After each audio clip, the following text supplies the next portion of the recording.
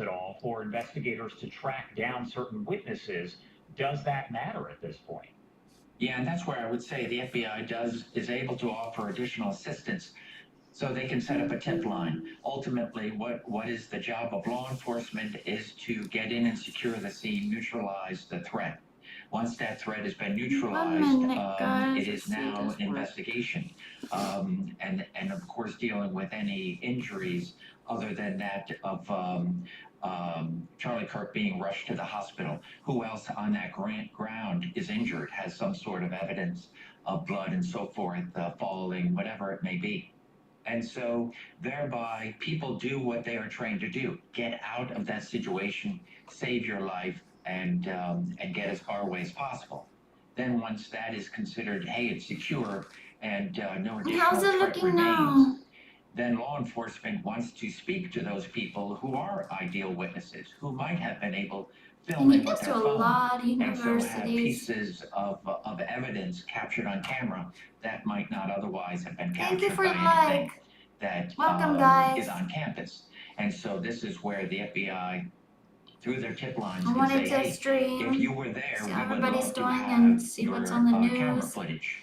I'm very surprised about this, though. And so thereby it's going to kind of backtrack. I just don't see how a sniper. That they can, I think that somebody will paid volunteer him. return back to the scene. If not back to the scene, definitely setting up interviews with the FBI and local law enforcement at a soon but later date. And for folks who are just joining us, we do want to kind of reset here and go over all of the details of what we know, because if you're just joining us, essentially you just know that Charlie Kirk has been shot. I do want to go over the details of what we know so far coming in from Fox News and other sources here, as Charlie Kirk, what's your guys' who is known thoughts as the on conservative activist and founder of Turning Point, he's well shot known there, and the suspect is in custody. This all happening here at Utah Valley University, and they have released some very limited information. The Associated Press actually just putting out here seconds ago via sources that it appears that Charlie Kirk is listed there in critical condition after being shot at that event. Again, the Associated Press just putting that out. Now, according to Kirk's spokesperson, a very brief statement was released over and I'm pretty sure he has 2 little girls. Saying, quote, Charlie Kirk has been shot at Utah Valley University, condition unknown. Again, the Associated Press here just reporting he is in critical condition. Video posted from that event appeared to show Kirk being shot as he spoke to the crowd from under a white pop-up tent.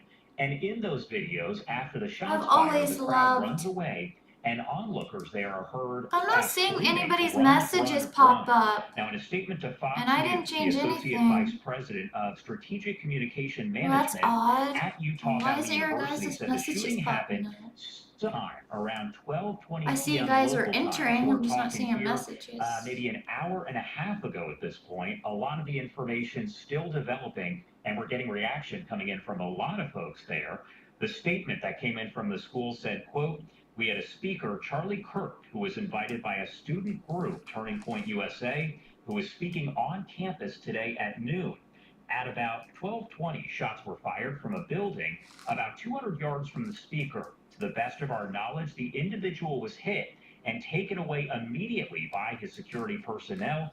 The campus right now is going to be closed for the rest of the day, and campus police do have a suspect in custody. And while there's a lot of information floating around on social media, we want to make sure that we get the information from police specifically about who this suspect is, because that's something that you always see happen. You see, after an incident like this, people start circulating the information and say, this is who the shooter is, this is their photo, and then it turns out not to be true. So we want to make sure that we're in touch with police before we mention anything about this suspected shooter, other than the fact that they are in custody.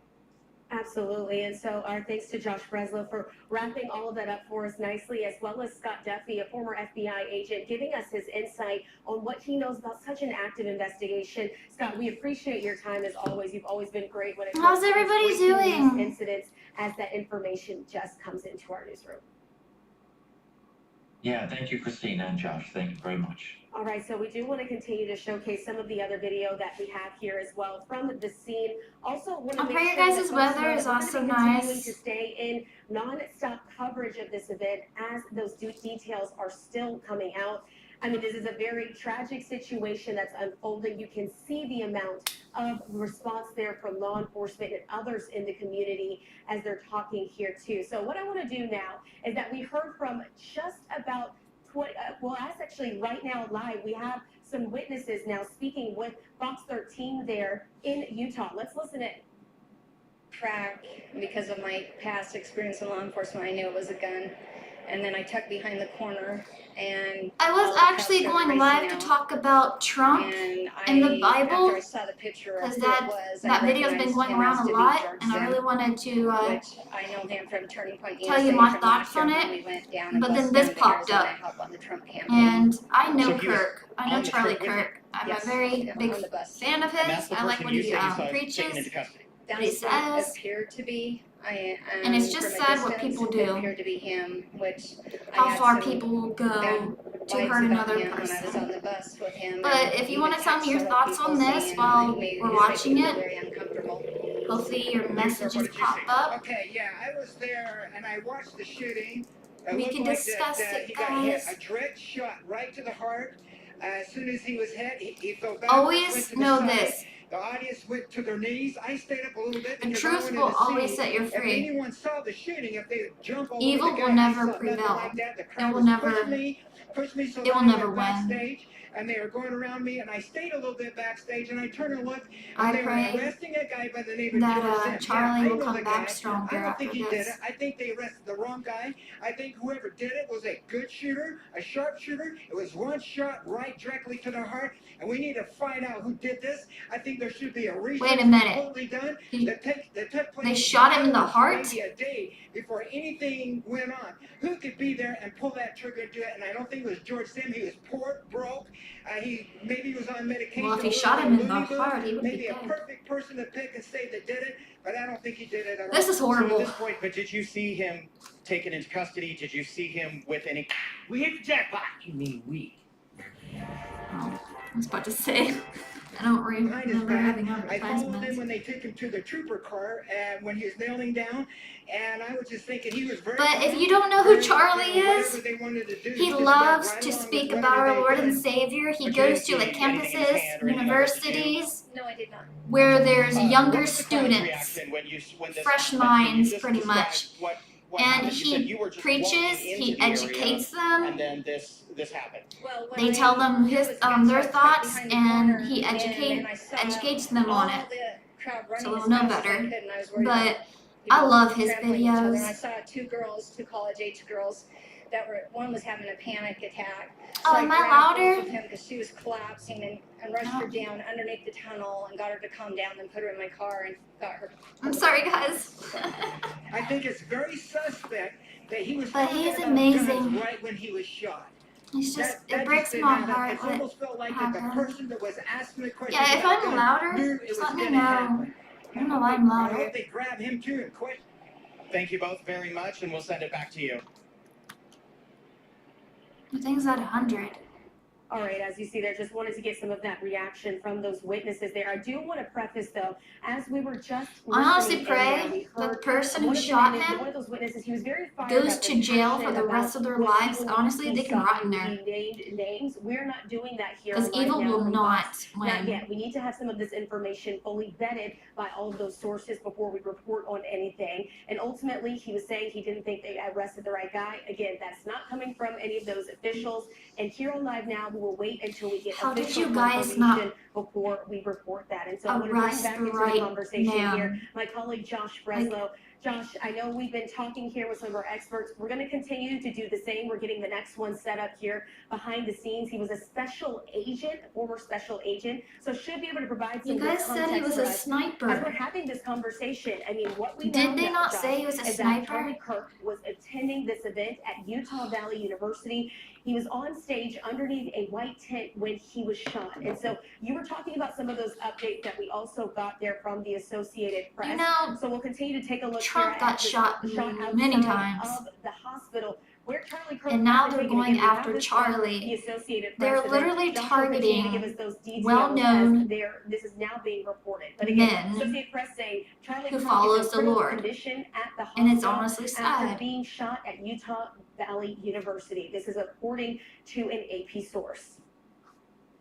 And now to hear that they arrest the wrong guy, so the guy who literally attempted murder is still out there. So he can literally go to Kirk and finish the job off because they clearly arrested the wrong guy. Are you kidding me? Again, he's known on the conservative circuit there, so you do have a lot of reaction that's coming in instantly from people like Representative Marjorie Taylor Greene of Georgia saying Charlie Kirk has been shot, pray for him. You also have President Trump, who has posted something similar, Vice President J.D. Vance. But I love also Trump. want to note that you have He's a folks good on man. both sides of the aisle that are showing their concern. They're asking for prayers there. I don't recall disabling my That chat. includes Gavin Newsom, the governor there over in California. So I'm again, sorry, this guys. transcends party lines as you have folks there that I can't asking really for check prayers. it They're right putting their now. thoughts I don't out there. think I They want to can. make sure that Charlie is okay. I would have to do it on my Again, you computer. have this post here from the Associated Press that you're looking at, as they I are don't now recall officially disabling it. reporting that Charlie Kirk is listed there at the hospital in critical condition. We know that a suspect is in custody. However, we do not know that person's name. We do not know anything about If them. anybody We've heard is some of that witness trying to sound chat that, with me we in did the play for you. live Again, we chat, play I those do feeds raw and apologize. unfiltered. So I sometimes think you my hear things chat that are not is confirmed disabled, by police. And at this point, I do want to point out that but none I of the will information about the suspect look into is it after this confirmed right from away, law enforcement, and that is where so we're it doesn't making happen sure to again. take our information from. We'll see what. And it's also important to note, as I'll I fix mentioned it. here, that we are getting reaction from both sides of But the aisle. always, That you can includes comment Lauren below. Lombardi, who is a Democrat, but is Tell me your expected thoughts on really all of polling this. right here to possibly be the next mayor of New York City. He posted But I on do social appreciate media you guys saying, taking "I'm the time out of your horrified by the day shooting of Charlie Kirk at a to college spend event it in with me Utah. and listen to Political this. violence has no place in our country." Also, Yeah, J.D. Vance, violence I can mentioned, saying, leave. "Say a prayer for Charlie Kirk, We are the land a of the genuinely free. good guy and a young Okay. father." And you can see some of the video there In on your peace. screen. Alex Michelson, who previously worked See, at this Fox man is 11 LA, amazing. has done several one-on-one interviews with I've learned a Charlie, lot and these from are from him. some of the events with Turning Point that you've seen right here on Live Now from Fox with some big conservative names, including Vice President Vance and President Trump. Absolutely, and thanks to Josh Breslow again for continuing to break down the very latest as it's coming into our newsroom. And so we do want to continue on with our coverage here on Live Now from Fox, and it does appear that we do have yet another witness stepping up to make some remarks. Let's actually listen in there. Pivot, like Josh said, we like to bring this to you live, raw, and unfiltered. Let's listen in. Guys. That didn't do Hold on to that for anything. me. Maybe take a good step to your left, just to get you in the sun. Come over here a little bit more. There you go. You can look right at me. Try to ignore this camera. Let me make sure I've got your mic turned up. That would help. And so as you can see, he's speaking to this witness before he's able to talk to him and get his answers. But I just want to make sure that we're able to hear all of those vantage points here as this is coming in. Let's continue. Wait a minute, guys. Let me try to check if I'm able to. If you look at the stage and you're looking about maybe 1 minute. that's where I was right at him, and I was looking at him when I looked like it was a direct shot to the heart. It looked like right where his heart is, it started going red. He fell back and went to his side. Then I looked down at the crowd, and it looked like the crowd all went to their knees really fast. I kind of did go to my knees as fast as Yeah, I can't do this on a tablet. anyone who was close to the shooter would be trampling all over that person, and I saw nothing like that at all. It just, everyone had dropped down for a few moments. They were just Okay, I got a when people started studio. getting up and moving, and the crowd started pushing me, and they pushed me so that I was basically backstage. Then when I was kind of backstage, I was kind of there, and I turned and looked at the arresting a guy by the name of George F. I know I met him before. How do you know him? I just know him through, I've seen him at different events. He was always a person that would go to Trump rallies and all kinds of political events. He was always there. And he'd always make his way. He's always there for people who were running for different positions in government, whatever. So he's kind of I I think he's kind of popular. He's just kind of, but he's not altogether. He was being arrested very calm. They arrested him, they took him. And you're confident it was him? 1 minute, guys. I'm trying to figure this out for you guys. They arrested a guy by the name of George M. Well, I'm not saying he was the shooter, but you're confident that's who they were arresting was this George. Yeah, Okay. George M. Oh, But yeah, because I know him. I saw him. But you're not saying he's the shooter. No, I'm not. Just I want to make sure we're clear, so we don't want to Yeah. I'm still learning this iPad. falsely accuse someone of this. Right. So, Like I use it. I don't think George M. was the shooter. okay. This would have had to be a direct shot to the heart and been ambushed by someone. All right, Yeah. as you see, they're just yet another witness, again, speaking on what they believe they saw. Again, none of these reports are confirmed. We did want to just make sure that we're continuing to get to listen into those who say that they were there at this shooting as it was happening. And so now I want to bring into the conversation former FBI Special Agent Miguel Clark. Miguel, thanks so much for being with us here on Live Now from Fox. It's been a very busy last few hours as we're breaking down the very latest Alrighty, implications of guys. the shooting there with Charlie Kirk. From what you've heard I so wanted far, to know we're your just now here thoughts, but I entering a new can't. hour. We do know that he was attending an event at Utah Valley University. He was a speaker there, and they believe that there was a huge crowd of people there to attend and watch when this happened, when he was shot. So what is your Nothing. first take? What should we be looking out for as we're continuing to wait for these details to come into our newsroom? First thing, they're going to want to secure the scene, if that's at all possible. I heard that there was not really an evacuation order, but some information was provided, hey, you need to leave campus, that classes have been canceled for the rest of the day. So you got to secure the scene. That's the first thing. Then the second thing, you're going to really start looking for any forensic evidence that's going to be left behind in the scene. We know there's a gunshot that's taken place. So I'm going to be looking for casings. I'm going to look for anything that the shooter may have left behind. Start to get an idea as to how far away the shooter was, what kind of talent and expertise is going to be required in order to be able to make a shot like that. I do pray he's gonna be okay. From what I understand, there was only one. I've learned a shot, lot from this man when it came was to heard our or Lord that and was reported Savior. and it's now being reported. So that person had to So have please keep some him in degree your of training prayers. and at least a weapon platform that allowed for a certain amount of accuracy. Based on the people that I saw at the scene, we're looking at probably at least 40 or 50 yards. That's what it seemed like from the pictures. So I'm sorry takes about a fair that, amount of guys. talent. I'm That is not here. something that you're going to be able to do randomly without practice. And Miguel, I was going to ask, when you're talking about It something breaks of my heart this that he. magnitude, Christina mentioned we've got I couldn't a imagine what his large family's crowd going that's through, gathered there. They're and I very will keep close him to in my Charlie Kirk. prayers. He's doing his event that is all about answering questions. People can try to stump him, all of that. And then this happens there. How difficult does it make it for law enforcement? Because it's essentially chaos. It is going to be chaos, but law enforcement has a lot of experience in responding to these types of things. Does that mean that every bit of evidence that's available to be collected can be or will be collected in this instance? Probably not. That scene would have had hundreds of people in that scene, so they have the ability to have inadvertently impacted some of the potential forensic evidence that the scene would have had if it had been a pristine scene with no. I want to know exactly where the shooter no barriers is. between the shooter and the victim of this case. Because this just is But it's gonna be a heartbreaking. challenge. This man did nothing to that shooter. I have to ask For you, him to Miguel, do that to we're him. still continuing to look at this scene that's outside of the hospital. And it's Really like they didn't do their heartbreaking to job see the right full because they response arrested there. the Really wrong looks like it's an person. So all he's hands still on out there. He deck could. But before this event Lord. took place, we do know that Kirk was speaking there at a debate that was hosted But I have by faith that God will Turning Point keep him USA. safe. The event at UVU had been met with some divided opinions on campus, as has been reported by the Associated Press. In fact, there's an online petition. We saw it here on Live Now that was calling for forum university administrators to bar Kirk from appearing. It received thousands of signatures. I did hear that they arrested citing First Amendment the rights, guy, including but then its I also commitment heard that to they free arrested the speech, wrong intellectual guy. inquiry, and constructive dialogue.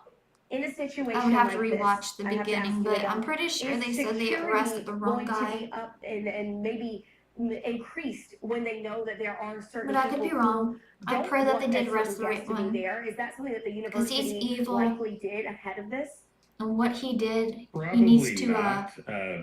This is supposed to be he a needs to go to dialogue, jail for right? it. And we're not talking about somebody who's called for violence, who's called for for the people that Yeah, he is they racist arrested with, he's the not wrong calling guy, for bad things which to I happen don't to those see individuals. how. He's engaging in a conversation with people who are willing. Nobody's being Of course, forced they to also attend. said that he was So a in that type sniper. of a scenario, I'm So not I don't immediately see going to how a think that sniper would have anything we're going to against need him. increased security at the My end of the gut day. is So saying that's that I don't somebody think that there's hired anything him. about the event that automatically says He's that. not a Now, hitman, he's a there's going to be two sniper. different perspectives when it comes to So this. he In has higher education, you've experience got the need to keep people safe with it, and the pursuit especially of the the truth. shot that he took. And depending He on has a where lot of you stand on experience. either one of He knows what he's those doing issues, for you're the going to most make part. a priority of I think either somebody trying to shut things hired down him. because you don't want bad things to happen, or saying, hey, we owe our students the ability for them to have additional information and for them to make up their own minds. So I can imagine that security is playing in there, and based on the makeup of the decision makers at the college, I would guess that well, you This can was maybe guess at the in demographic of the Utah. decision makers because he was allowed to come and speak. And I did want to ask you, Miguel, as we continue to learn all of the information here, we see posts on social media that pop up. You have people who say, this is what happened, this is what happened. They post, doctored photos, there's incorrect information. So for law enforcement, how difficult does that make it? What are I kind of the will pros try and to do cons of another social video media on in this this. age? Because I you will think go back, live what, again 20, once I 30 get years ago, updates on that wouldn't him, even be an issue. So because how does I that want to kind know of what help happened, law enforcement, but also and I maybe will hurt go them live when in I their get updates on investigation? it. Well, we have gotten very good in law enforcement at collecting broad I'm pretty swaths sure they'll of do information. We with Charlie. routinely use open source information, things that are freely available. So we do know how to comb through that type of information and vet that against the physical evidence that is present. So for something like this, you've got a shooter. The shooter has an ideology. The shooter probably has something that that they're really concerned about, an offense, a grievance that they may have. So there's going to be other information available to investigators that are going to that have the opportunity to highlight that grievance, what that might have been, what the motivation was. You're going to have folks that are probably close to that shooter, where he or she will have leaked his intentions. You're going to see some area of pre-planning and preparation. And then you're going to see, that him executing on that is what we saw here today. But it's really, I'm pretty sure his wife is typically with him at these no forensic events. trace in planning and executing a crime. And I want to ask you here, when we're talking about Miguel, Utah Valley University, for people who are not familiar with where this is, and I'm pretty sure he has 2 little girls. It's the state's largest public Couldn't university. imagine In losing fact, their it father. has nearly 47,000 students. It's grown to become, again, the largest public university there in Utah, located about 40 miles south of Salt Lake City, which is the state's capital. When it comes to this investigation and bringing in outside resources and just even the measure of response that we're seeing there on the screen, how does that play a role in what we're anticipating to come here? Well, because it's a public university, there's going to be involvement from probably all types of government-related agencies. I'm sure that the governor is going to want to be involved in some way. He or she, I'm not sure who the governor is, unfortunately, is going to want to have representation from law enforcement at that state level that's going to be present, because something like this happened at the university, or at the university, at the college. You said UVU. Is it a university or college? But, at that campus, if it's a state-related campus. It's a university, yes. Okay, so university, state-related campus, they're definitely going to want to have some presence from the governor's office there. All right, let's see if we can listen in. It does appear that more witnesses are stepping up to speak. Henry Dells, sorry. Henrydells. Utah Valley University. Yes, sir. Yeah. No, I was just, I run a construction company here, and I heard that Charlie Yeah, he was doing an event. Just asked him a question. So I really agree with Charlie on a lot of things politically. So the only thing I didn't agree with him on was the concept of religion. And so I was all right, they got the shooter. Was that Mormonism was more historically correct? Than I just don't like how it says critical.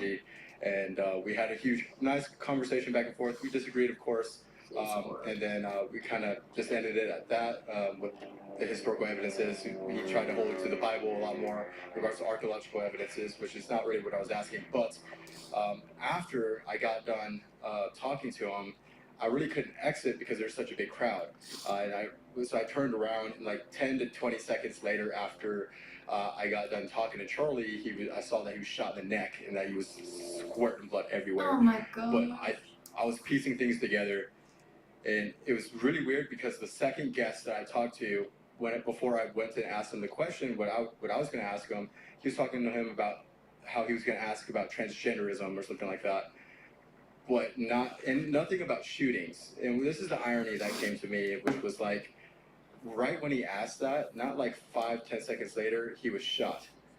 And not only that, right after that, someone confessed to it who had no weapon, which makes me think that it was clearly a setup and that multiple people were involved. So, but prior to that, that's all I saw because everyone was squirming.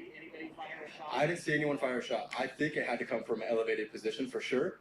And I think it had to have been a long rifle based off of how, so Charlie was like 10 yards in front of me from where my microphone was. So even if you have a pistol, someone was talking about a pistol and all this stuff and shooting, it's hard to just hit an accurate shot with a pistol from 20 yards away. So it sounded like a 22 rifle to me, my perspective, but it had to have come from an elevated position. It couldn't have been anywhere. Someone would have saw someone pull out a gun, and the person that confessed didn't have anything on them. So they're still When looking they're at a for long the distance, shooter they'll right have now. a Is what a scope on it. firefighter just told me like about 10 minutes ago. Yes, sir. Yeah.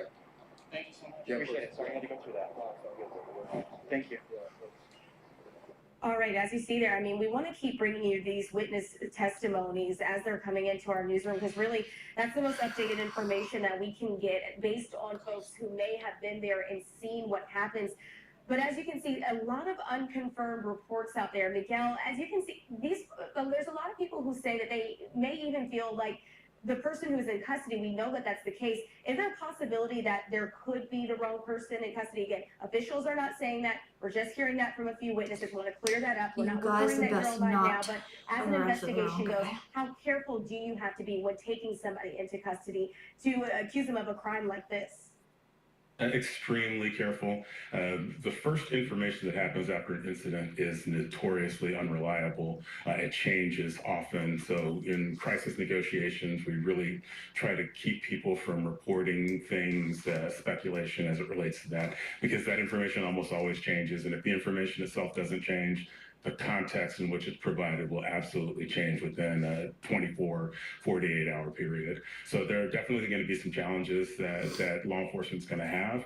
But the bullet and or bullets that did hit Mr. Kirk will have some physical signatures associated with them based on the type of weapon that was used. So be able to track back where that weapon was purchased and try to get an idea as to where the ammo, what ammo was it, where it was the ammo purchased.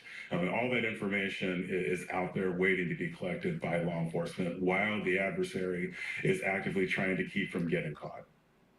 And Miguel, we continue to gather all the details. We're getting information. This just happened around 12:10 local time, so about 2:10 if you're on the East Coast here. So we're talking about maybe just 2 hours ago. How do you feel, based on your investigation, your skills, your background here, what do you think about the flow of information from law enforcement? Each situation is, of course, a different one, but how do you feel about what we've learned from investigators so far compared to other situations that have been fairly similar? Well, I think you're going to look at, you need to look at the individuals who are making the comments. When you look at those individuals, look at their roles, they're going to have a different risk tolerance depending on whether or not they want to be first or whether or not they want to be right. And I don't think there's any right answer when it comes to these types of situations. Right? You have to resist the compulsion to get out there and start talking before you know what happened. If you look at the standards for law enforcement, especially with how prevalent information and how quickly information travels, I can see law enforcement being reticent to make statements before having things that they can certainly and they can definitively say. So I I think that within the next probably 30 or 40 minutes, you'll probably see somebody coming out and giving an hourly update of some sort based on the state of the investigation. If not hourly, then maybe every 2 or 3 hours, just talking about how the investigation is progressing. Right now, law enforcement officials are wrapping their heads around just how prevalent the story is. If this is a local story, you probably don't need hourly updates. This is a national, possibly international story. They're going to want to start getting into that cadence of doing those types of updates. The other thing, the responding law enforcement agencies, their media preparations are what's being tested now. So I wouldn't really kind of think too much from a law enforcement perspective of the agency itself, but the media folks that they do have that are present, that are currently working now, based on how experienced they are and how just with the tolerance of the office as far as from a risk standpoint, those things are all coming into play right now as they determine what needs to be said and when. And I have to ask you, Miguel, as we're still seeing some of these law enforcement, I mean, that was a large gun that he's now putting into his car while he's there at the hospital. Is it important that law enforcement remains vigilant even at this hour after this attempt that we now know at this point on Charlie Kirk's life? Do they need to be more vigilant there while he is inside the hospital, still staying on edge at any point? I think they probably have a very well-established perimeter right now because they know that this is an individual who is a target of violence. It's been completely reframed now.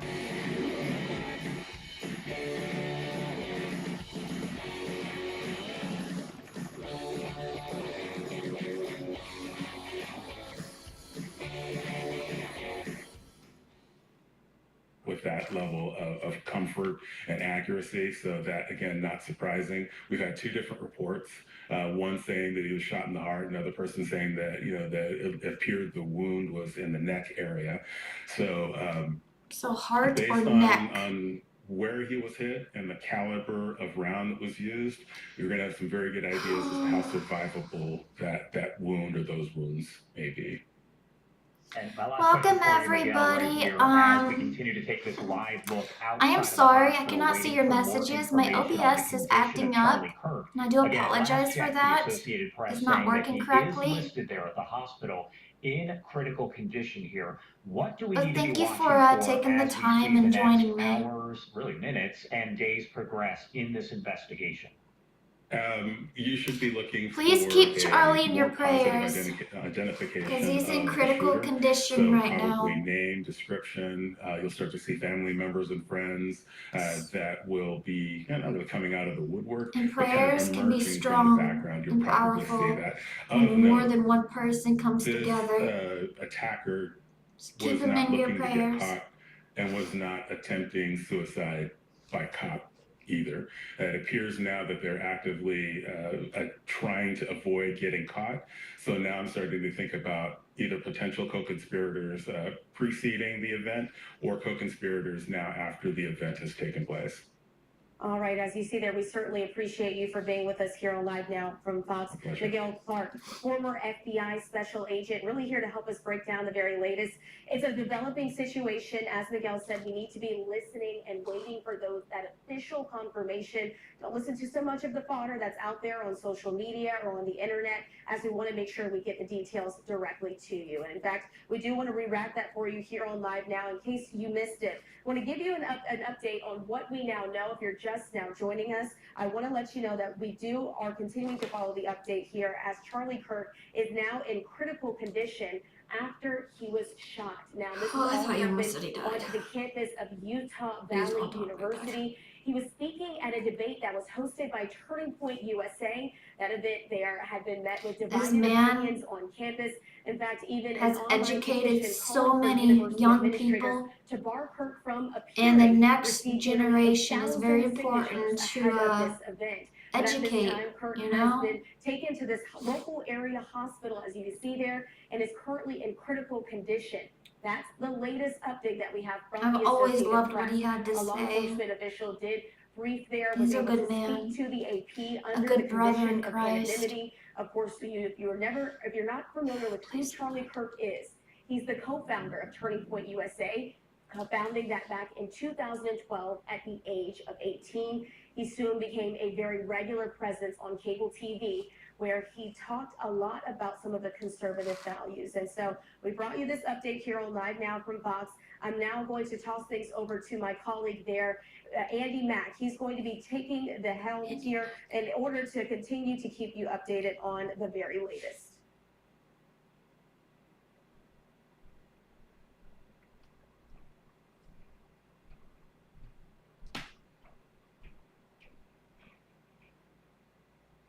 But they said that they will, most likely they'll update every 3 All right, as we hours. continue to monitor this developing story at Utah Valley University. All right, thank you, my colleagues, Josh Breslow, Christina Evans, for continuing to dive into the latest. A very dynamic situation here following all of these top headlines. Of course, Charlie Kirk, the CEO, co-founder of the conservative youth organization Turning Point USA.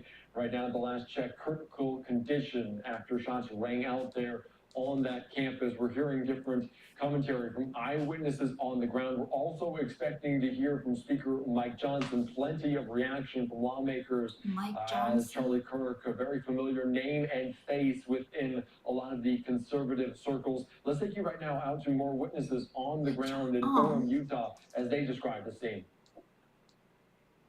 I thought, at least. So, How long would you say like took for everyone to get out of the area? probably for a little bit. I think maybe like up to 3 minutes, 4 minutes. Yeah, everybody was packed, and there were only 2 entrances basically. What I seen on the right side and the left side.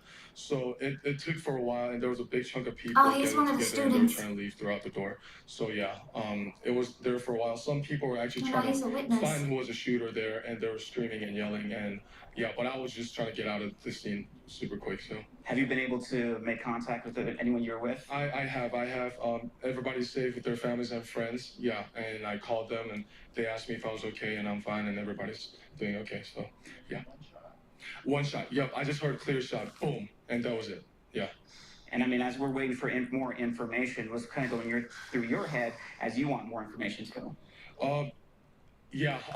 Right now, like I said, I'm trying to digest everything, so I don't know if I can take more information down right now. But as soon as I know, I just hope everybody's safe. And especially a significant individual like Charlie Kirk that is willing to open up and speak at a university like this. I just hope everybody's okay. Yeah. Well, thank you, Andrew. I appreciate you talking with us. And so we're here on campus, and it's a ghost town. We walked through a little bit. Because listening in there, eyewitness described they do say they did hear just one shot heard as he was speaking to a crowd, hundreds, thousands there on hand for this. Of course, AP continuing to report. Thank you so much for the likes. After being shot there in Utah. God bless you of course, guys. videos posted on social media circulating, very disturbing. From Utah Valley University show Kirk speaking into a handheld microphone while sitting under a white tent with the slogans, "The American Comeback" and "Prove Me Wrong." A single shot rings out. Kirk is reaching up with his right hand as blood potentially gushes from the side of his neck. Very disturbing, very dynamic scene. We're hearing from different people there on hand for this. Hundreds, thousands of people. We're going to hear from Speaker Mike Johnson here in just a short bit of time. But again, we've heard Charlie Kirk there so many times in different conservative circles. Oh, thank you for the hearts. Saying we must all pray for Charlie Kirk, who has been shot. A great guy from top to bottom. God bless him. So plenty of reaction right now as we're also potentially hearing on the ground on Capitol Hill, Chip Roy, the Republican speaking out. Let's listen in. Strong guy, he's a good man. I hope, praying for him. I don't know the status. I have no idea. I keep getting conflicting reports. So. All right, we just heard there, Chip Roy, conflicting reports right now about the condition in which Charlie Kirk is in right now, but the AP reporting critical conditions, so we're going to continue to... Does anybody know who Charlie Kirk is? He is a conservative.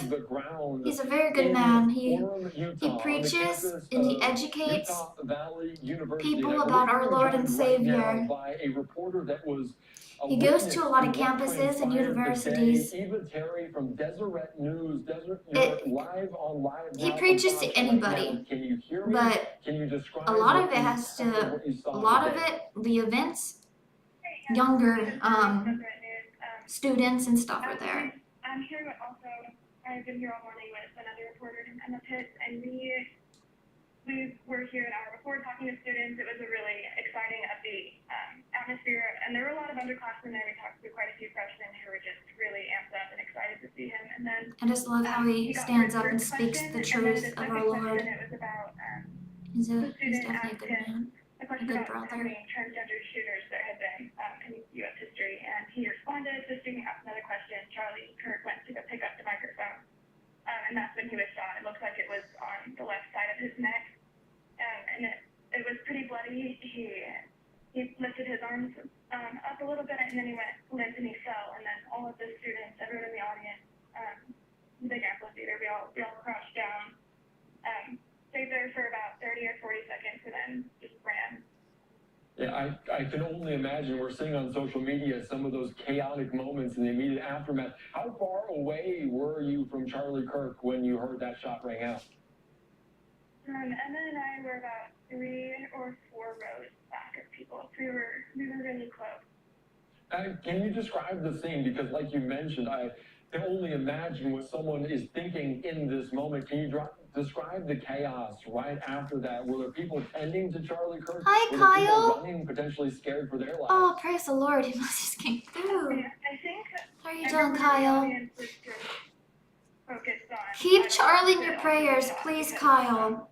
He's a very good brother, a good man, it was a shooter, and he loves our Lord and Savior, and he stands for the truth. They thought it was a firecracker. It was a pretty. I've learned a lot from this man, and it just breaks my heart what happened to him. So Emma and I ran about a minute or two into another classroom, and just. But thank you for joining.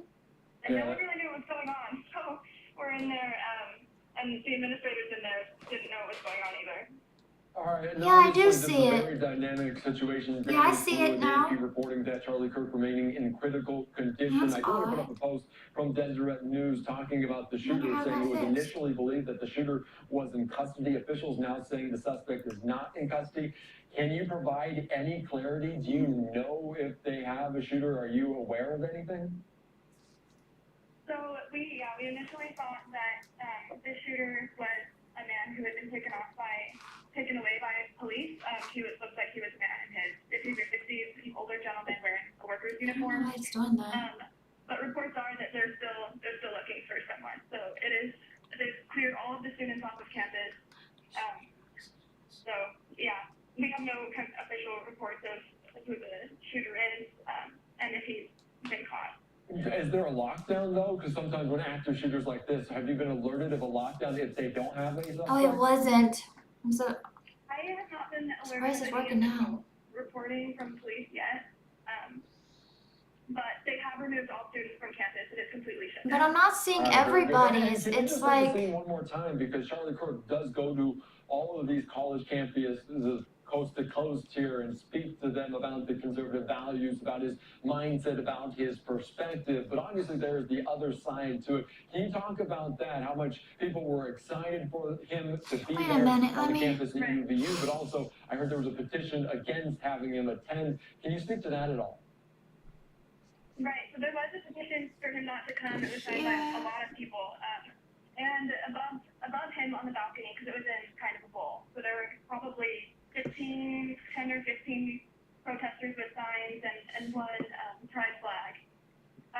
But most of the people in the crowd were just really excited to see Charlie Kirk. Like we talked to one I wonder sophomore why I'm not. here at UVU who had a big cutout of Trump, and people were wanting to take pictures with it. And there was an older couple behind us who came down from probably like 15 or 20 minutes away. And so generally, everyone in the bowl who was actually participating in the event seemed really excited for him to be there.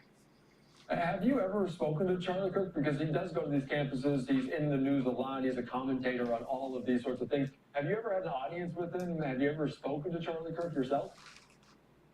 So I have not personally, but my friend and colleague Brigham Tomko just recently went down into the profile of him in Florida. So he's had good correspondence with Charlie, and he just had praises to sing about him and how much he loved God and his family. Amen. And obviously the rise to popularity, to prominence for Charlie Kirk was very quick. Can you describe that at all? If people are aren't aware of who Charlie Kirk is, what he stands for, what he's about, can you describe that for our audience here? Yeah, so Charlie Kirk is the founder of TPUSA, which is a college conservative group.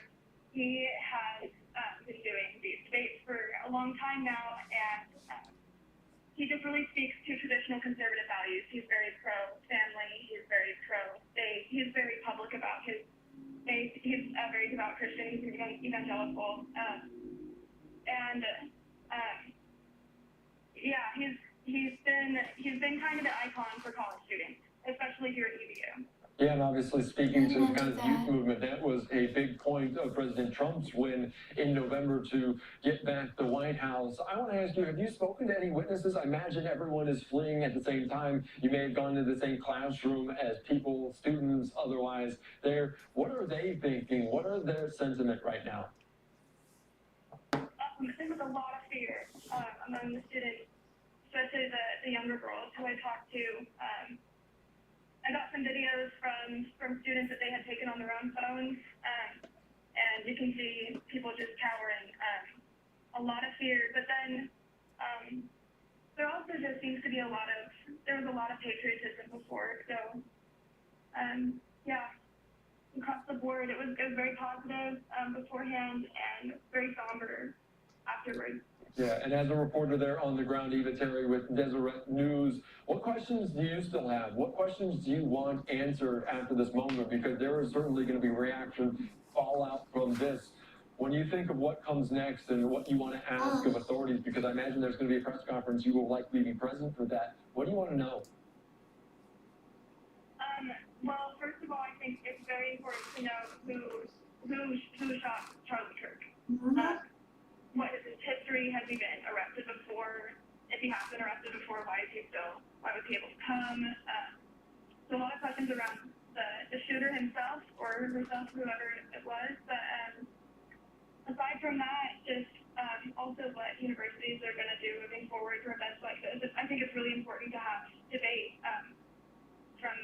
with conservatives and across the whole political aisle. So. Yeah. Welcome, guys.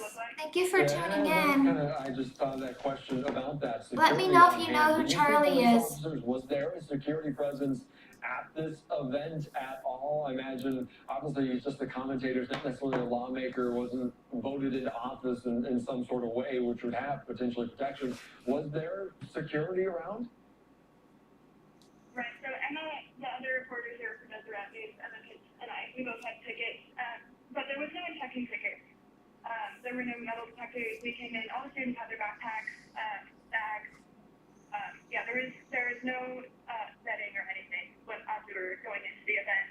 We did see police officers on campus. We also saw Charlie Kirk had a team of a few security guards with him. They had a couple vans just with their own equipment and stuff. But I don't remember seeing any police officers in the audience or surrounding. All right, very good. Eva, I know you got to get back to work. You are on the ground there. I can only imagine what's going through your head, your heart rate at this moment. But please be safe. Thank you so much for joining us here on Live Now from Fox. Thank you so much. All right, thank you so much. All right, great conversation there as always, as we were just speaking with a reporter from the Deseret News, Eva Terry, on the ground as well.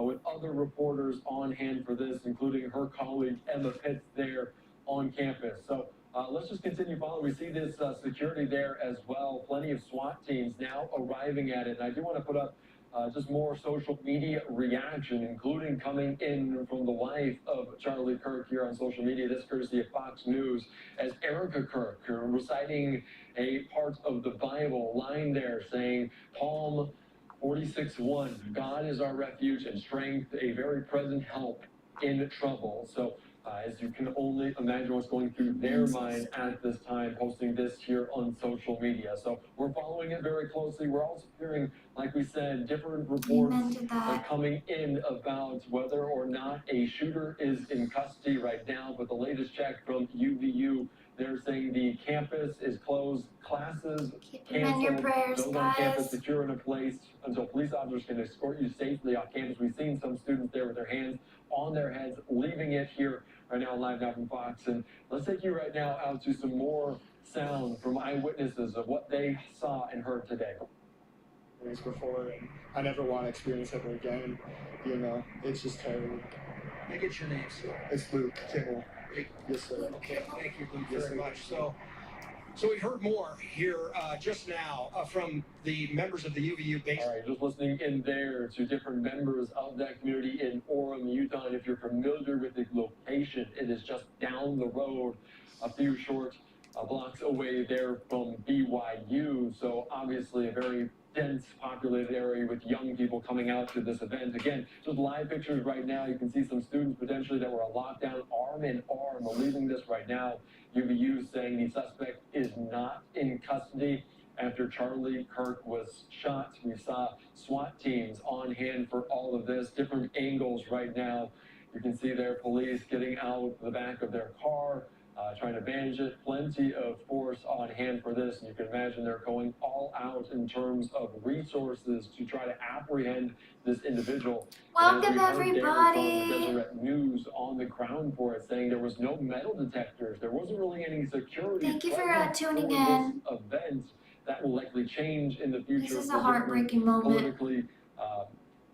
Keep Charlie Kirk in your prayers. Campuses. So obviously, just following that very closely. I do want to take you out to some more witness. Pray for a speedy recovery for Charlie Kirk. Here, just to give you a sense of the scene. Again, very dynamic. He was shot in the neck. But let's listen into this here on Live Now from Fox and what they have to say of what's going on there on campus, of what they heard, what they saw. Of course, still very uncertain in some of the kind of outcome of all of this. Right now, reporting AP is that he's in critical condition. Let's listen into some of this here on Live Now from Fox. What happened? Well, I can tell you that standing in the But please, if you're new here, subscribe, like, share, and comment. Thank you guys. Actually role play to ask Charlie Kirk questions, and we were all laughing, joking, sharing, asking each other, what's your question? And all the shooter did today is take the ability for us to come together and share different. And also, please support me on Patreon. The link is in my bio on my YouTube. Thank you, everybody. That is all you're doing is taking away our abilities as Americans. Myself as a veteran, I love situations like this where different people can come together with different viewpoints, and all you did was strip that ability for us to talk and have discourse and share ideas with each other. You stripped that away from us and just drove us further apart. What did you see when you were in line and the shooting happened? Kind of describe that. We were all watching Charlie. The first question was a question about LDS, which, of course, typical Utah, right?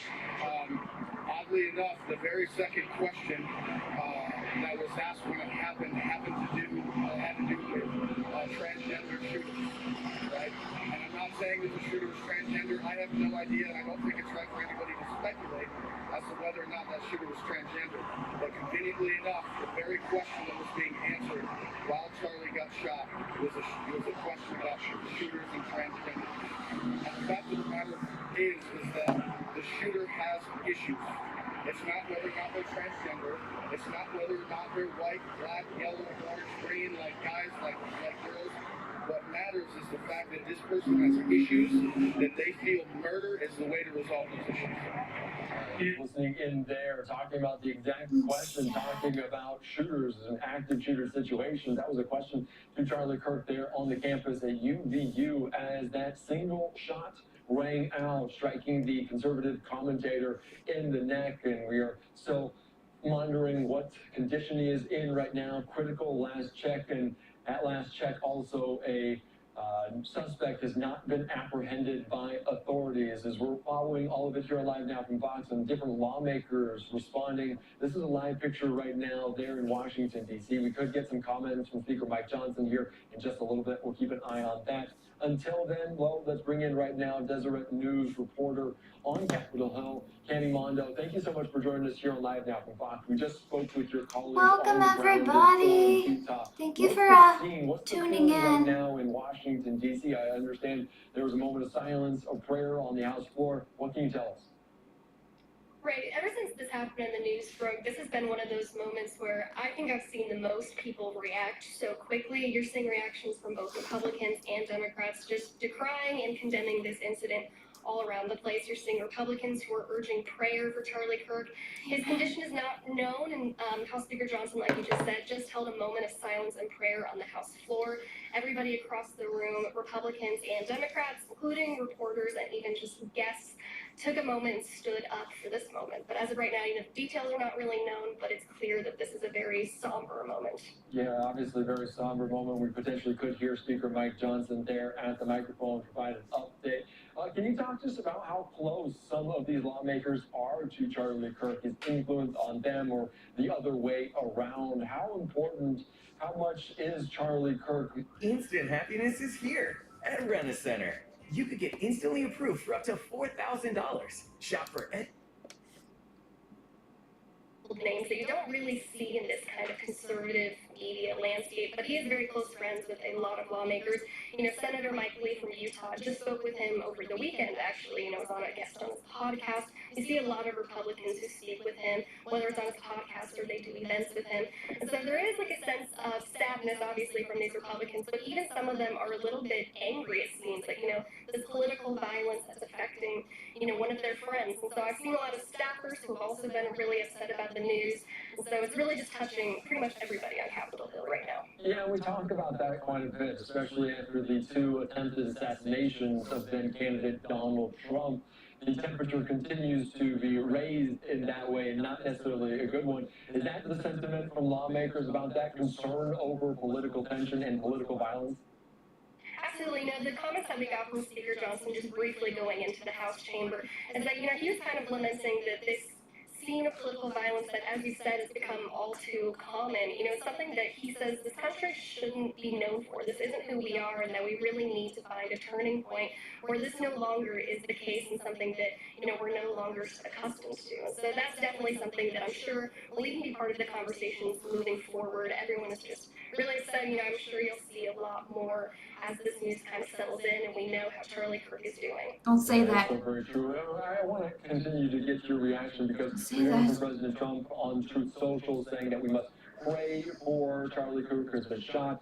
A great guy from top to bottom. God bless him. We're also hearing from the New York Post reporting that they spoke with Trump, asking about Charlie Kirk. He said he's not doing well. It doesn't look very good.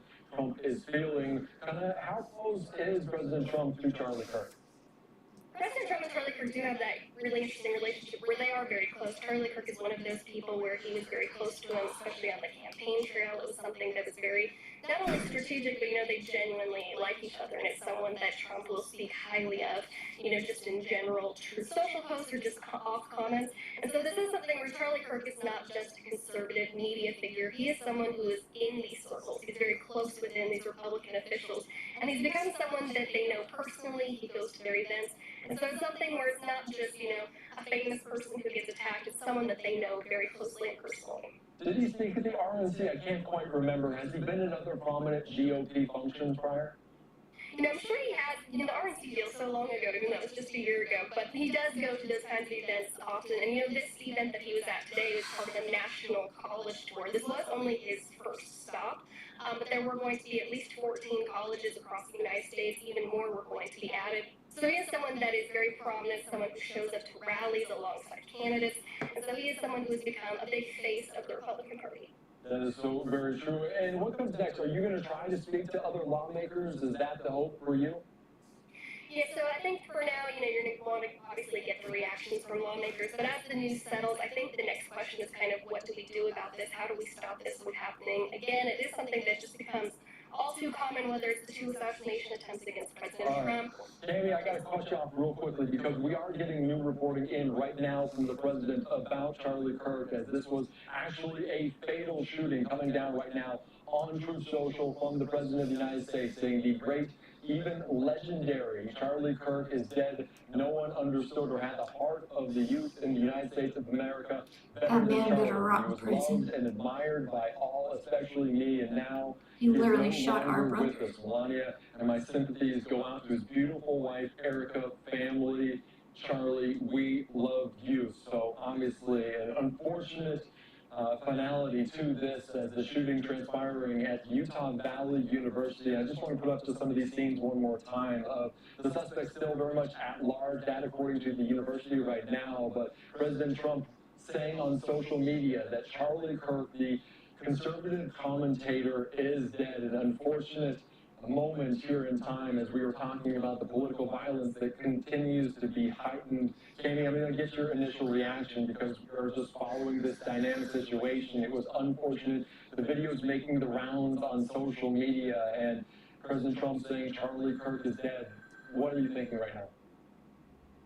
First initial words, just absolute shock that this happened, and this happened so quickly. It was something that was so unexpected, and at an event where, my colleagues had said that there were so many people excited to speak with Charlie Kirk, excited to have the opportunity to hear from him. So I think that this is just mostly so shocking that this happened, especially, in a red state like Utah. Sometimes, not to politicize anything, but of course politics sometimes makes headway in it, but I think just shocking is the word to use.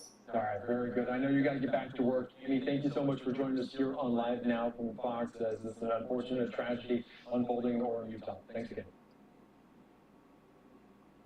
All right, thank you so much. All right, very great conversation there about this as we are just continuing to learn the latest right now. Fox News posting this as well on social media, talking about the Turning Point USA founder Charlie Kirk has died at the age of 31 after being shot at a college event in Utah.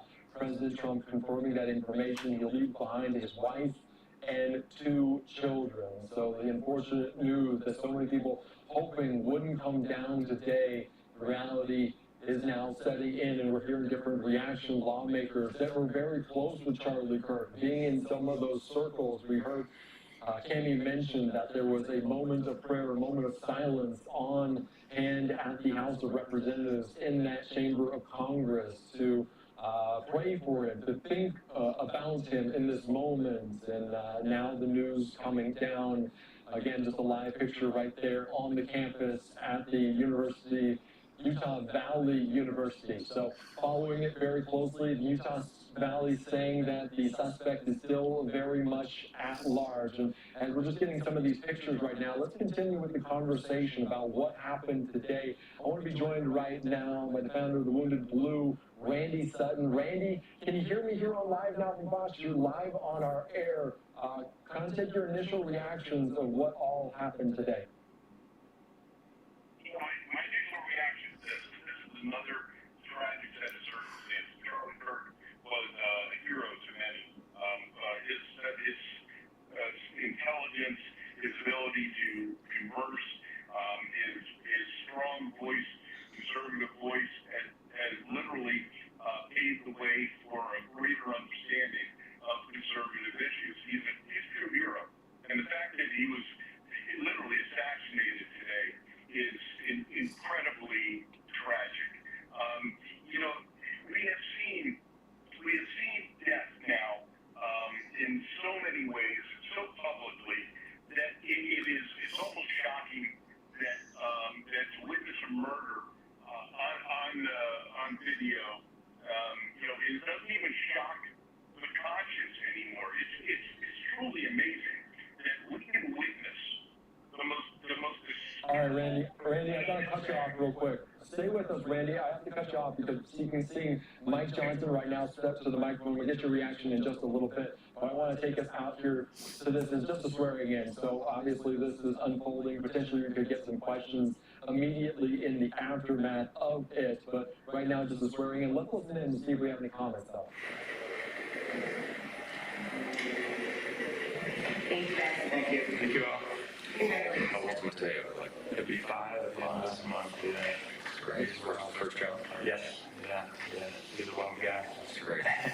You have a long career here and a short drive home. That's right. Yeah. I hope so. Yeah. Glad you're here. We'll try to get everybody under control here. Thank you. Thank you.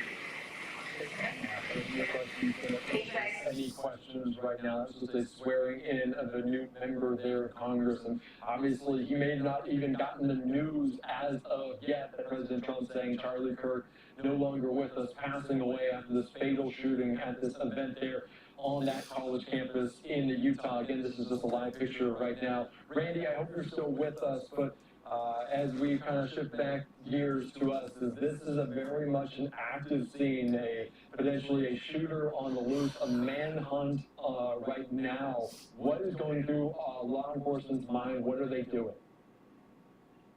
But this is an exceedingly difficult situation for law enforcement. You have a large number of people in a relatively small area. You have a shooter who it appears.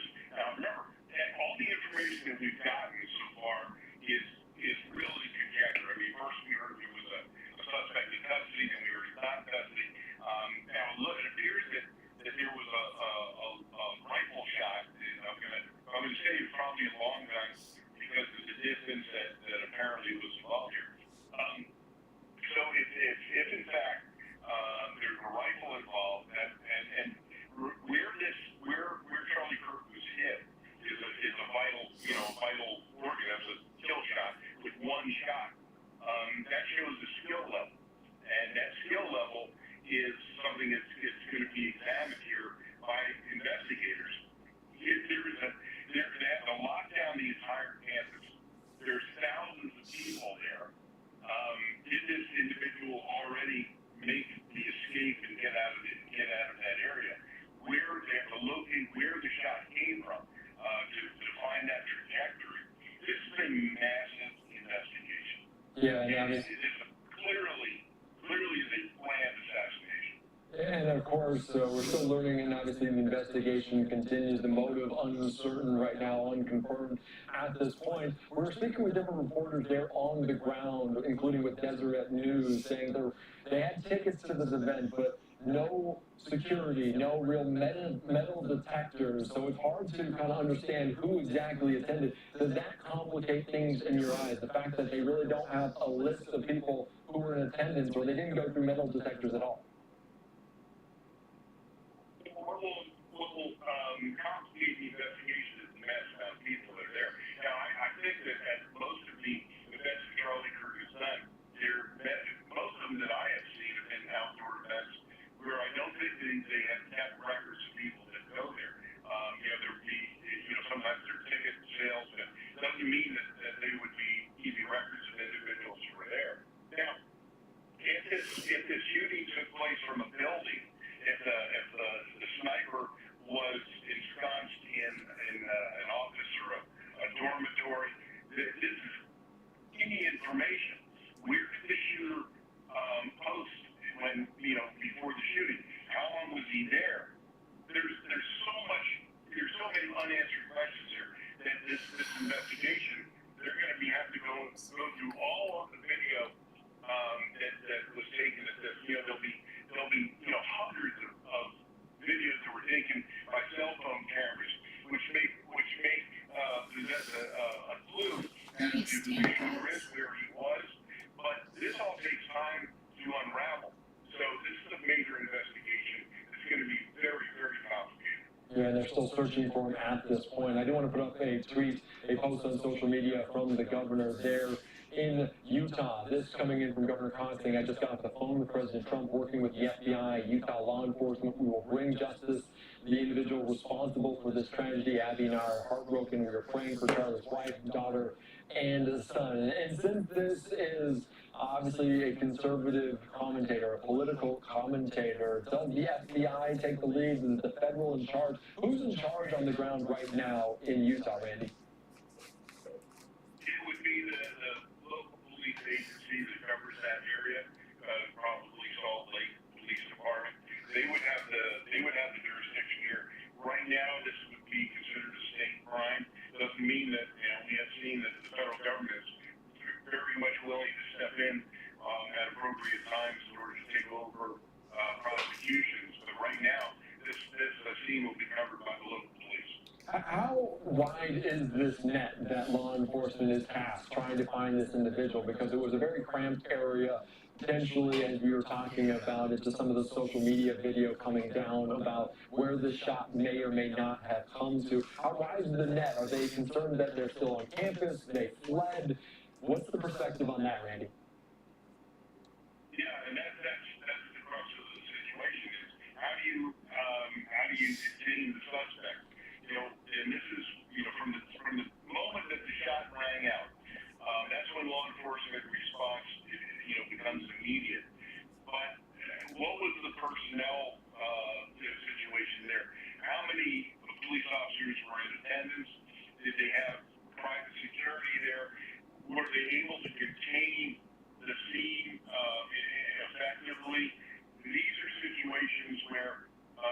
the individual was in a building somewhere. Once that shot is fired, it's just minutes. He could be elsewhere. He could be in a car. He could be off campus, and that, of course, will complicate this investigation even further. Yeah, and that is obviously, it's very difficult in the chaos, the scene immediately after, hundreds, thousands of people on hand for this there on campus, and you mentioned just the amount of social media, the amount of video on hand. For schools that obviously get state funding, potentially get federal funding as well, is there any regulation in your eyes that you can kind of point to that has some of these cameras, maybe not metal detectors going into some of these places, but are schools at all required to have video camera? Is that something they're going to be leaning on right away? Well, they will absolutely be looking at any security footage that would be from cameras that are on campus. There are no requirements that I'm aware of from federal level that says, you know, if you're an institution of higher learning, you have to have, you know, so many surveillance cameras. I don't believe that exists. But we all know that, you know, cameras are everywhere at this time, and campuses, of course, have had, you know, issues of violence in the past. So the question is, on the campus of this, remember, this isn't a big university. This is a local college. What are their security arrangements, and what are the surveillance camera setups of that college? These are all part of the jurisdictional questions that have to be asked and examined very, very quickly. And I want to ask you, because the suspect's still very much at large right now, a large manhunt right now underway, as of course we are kind of trying to follow it. The very latest is still that the suspect is at large, and potentially if they do apprehend an individual, how do they tie them to this scene? If they don't have a gun, or if they aren't necessarily very distinguishable on camera, how do they tie an individual to a crime that was committed? Through old-fashioned police work, that's how they're going to do it. There will be, you know, a massive amount of forensic investigation that takes place as well. You know, to locate where do they do to determine where the shooter was located? There will be, you know, that area will be examined by forensics. Will the weapon have been left there because the individual didn't want to be seen carrying it? That'll be crucial to identifying the individual. Will there have been any fingerprints? Will there be any DNA left at the scene? These are all questions that are part of the investigation. Now, while this is still fresh, this is the meat and bones of police investigations. This is what law enforcement does. Yeah, and so the investigators, you know, if they have every resource available to them now, both state, local, and federal. All right, very good. Randy, thank you so much for breaking it down. I appreciate your time, your flexibility. Randy Sutton, founder of the Wounded Blue. Obviously, the training is out there. Thank you so much. I appreciate your time here on Live Now. You're welcome.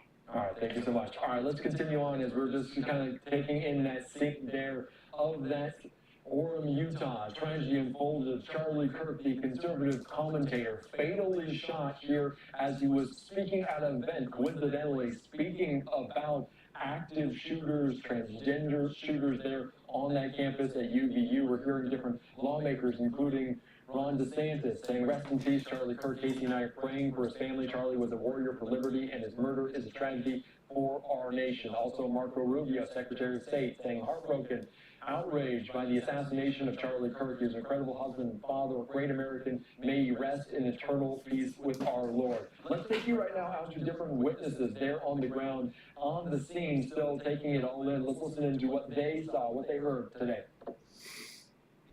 That was one thing that we all just instinctively did, and then we started running.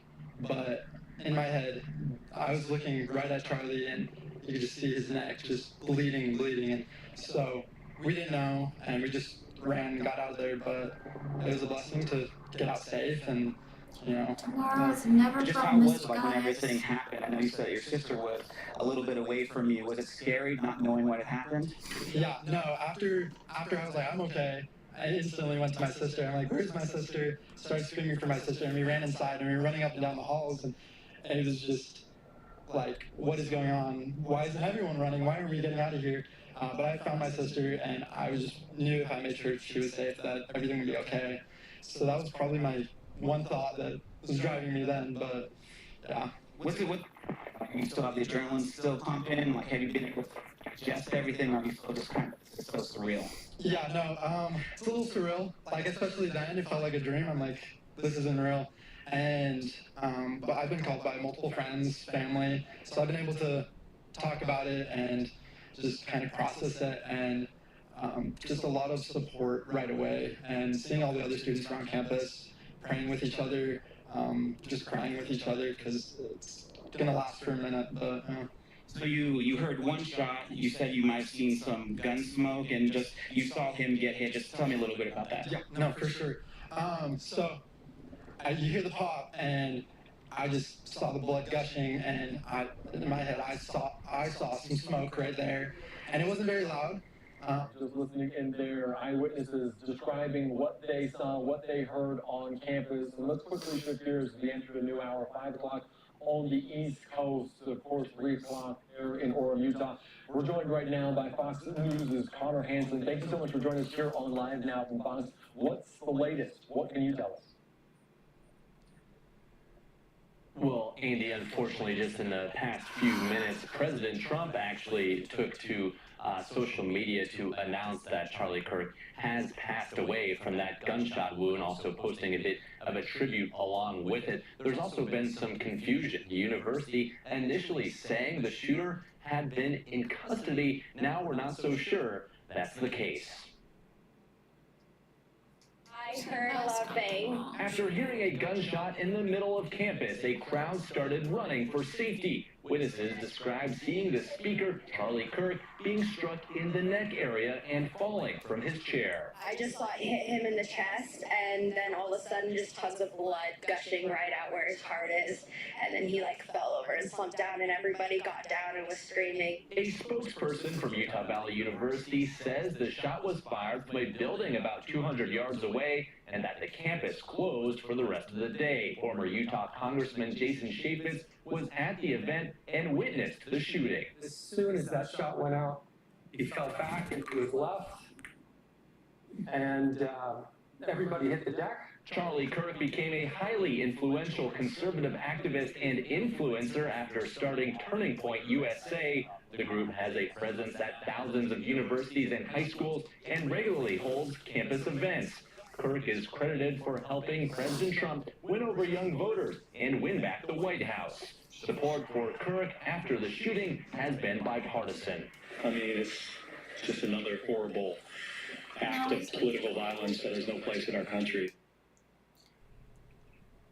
And the White House Situation Room had been monitoring this since that shot was fired. And I'll just read you a piece of what President Trump had to say, calling Charlie Kirk legendary. He said, quote, "No one understood or had the heart of the youth in the United States of America better than Charlie. He was loved and admired by all, especially me. And now he is no longer with us. Melania, and my sympathies go out to his beautiful wife, Erica, and family. Charlie, we love you." Back to you, Andy. All right, thank you so much. A dark day there in Utah, and so many of this political circles there, no matter what side of the aisle you're on. Connor Hansen, thank you so much for joining us here on Live Now from Fox. Thank you. All right, thank you so much. All right, great reporting there. As always, President Trump making that announcement that the conservative commentator Charlie Kirk fatally shot on the campus, as we heard the chaotic scene, showing some of those images there. So many different people, media on hand for this. We do have just this couple live pictures as well, as President Trump confirming this. Charlie Kirk dead has died after the shooting. The suspect still very much at large. That is the most recent details that we can provide. We do have plenty of law enforcement. We do see SWAT vehicles on hand. A lockdown still in place. There are plenty of reporters there. Traffic moving around the campus. We can see just the amount of force, the amount of people there on campus. You can see their state, like we heard from Randy Sutton. If you want to drop your auto insurance rate, then don't skip this video. Take a look. I've removed my personal info, guys. We'll keep an eye on all of these, but different reaction from lawmakers. Charlie Kirk was a prominent face, a prominent voice within those conservative circles, and was so influential in moving that youth votes to the polls to potentially get President Trump into the White House. And different comments, including from Representative Nancy Mace, saying our hearts are break for the Kirk family, Turning Point USA, and all who had the privilege of knowing Charlie personally. He was a beacon of true leadership, rooted deeply in his faith as a Christian, his principles as a conservative, and his integrity as a man. Charlie was one of the brightest lights of our time, whose sole mission was to share the word of God and to promote peace. Tragically, he was senselessly taken from us in cold blood. So that coming in from a lawmaker, Nancy Mace, on social media. We've heard from Ron DeSantis. We've heard from Secretary of State Marco Rubio. So plenty of outpouring of love, prayers, thoughts for the family there on the Republican side. We are monitoring all the latest. John Fetterman, the Democrat, saying our family grieves for Charlie Kirk's family. We must collectively find a way forward during these polarized times. And as I spoke with Cami Mondo about that, the political violence, the temperature that needs to be lowered, obviously concern for that after two assassination attempts on then candidate Donald Trump, and coincidentally also they are going to seat a jury in that second assassination attempt case for Ryan Ruth in Fort Pierce, Florida. That likely coming today, opening statements tomorrow. So obviously all of this transpiring very quickly. So just taking you back our live pictures here on Live Now from Fox or Utah, different locations, different live shots for reporters there on the ground. Again, just another live picture as still at large right now, a manhunt, a massive one for the suspect following the shooting. They are saying just a single shot rang out on the campus as he was answering a question. Let's take you back out, though, to different lawmakers, or excuse me, different witnesses watching unfold what happened, including one of those people from Connor Hansen's story. Let's listen into this here on Live Now. And decided to go watch Charlie Kirk between my classes, so. My name's Paris. I just wanted to come and watch what I thought would be a civil conversation, and it turned completely different. What did you see? I looked down when it happened, but So basically, I heard a loud bang, which I figured a shot would be a little bit louder, but I just saw it hit him in the chest, and then all of a sudden just tons of blood gushing right out where his heart is, and then he like fell over and slumped down, and everybody got down and was screaming, and then we all ran. Can you describe just, did he appear to be moving afterward, or what? Not at all. I personally believe he was dead on impact. Oh my goodness. What happened after that? What did you see? Everyone got down, everyone was so scared, and I just grabbed her, and my boss was with us, which is her mom.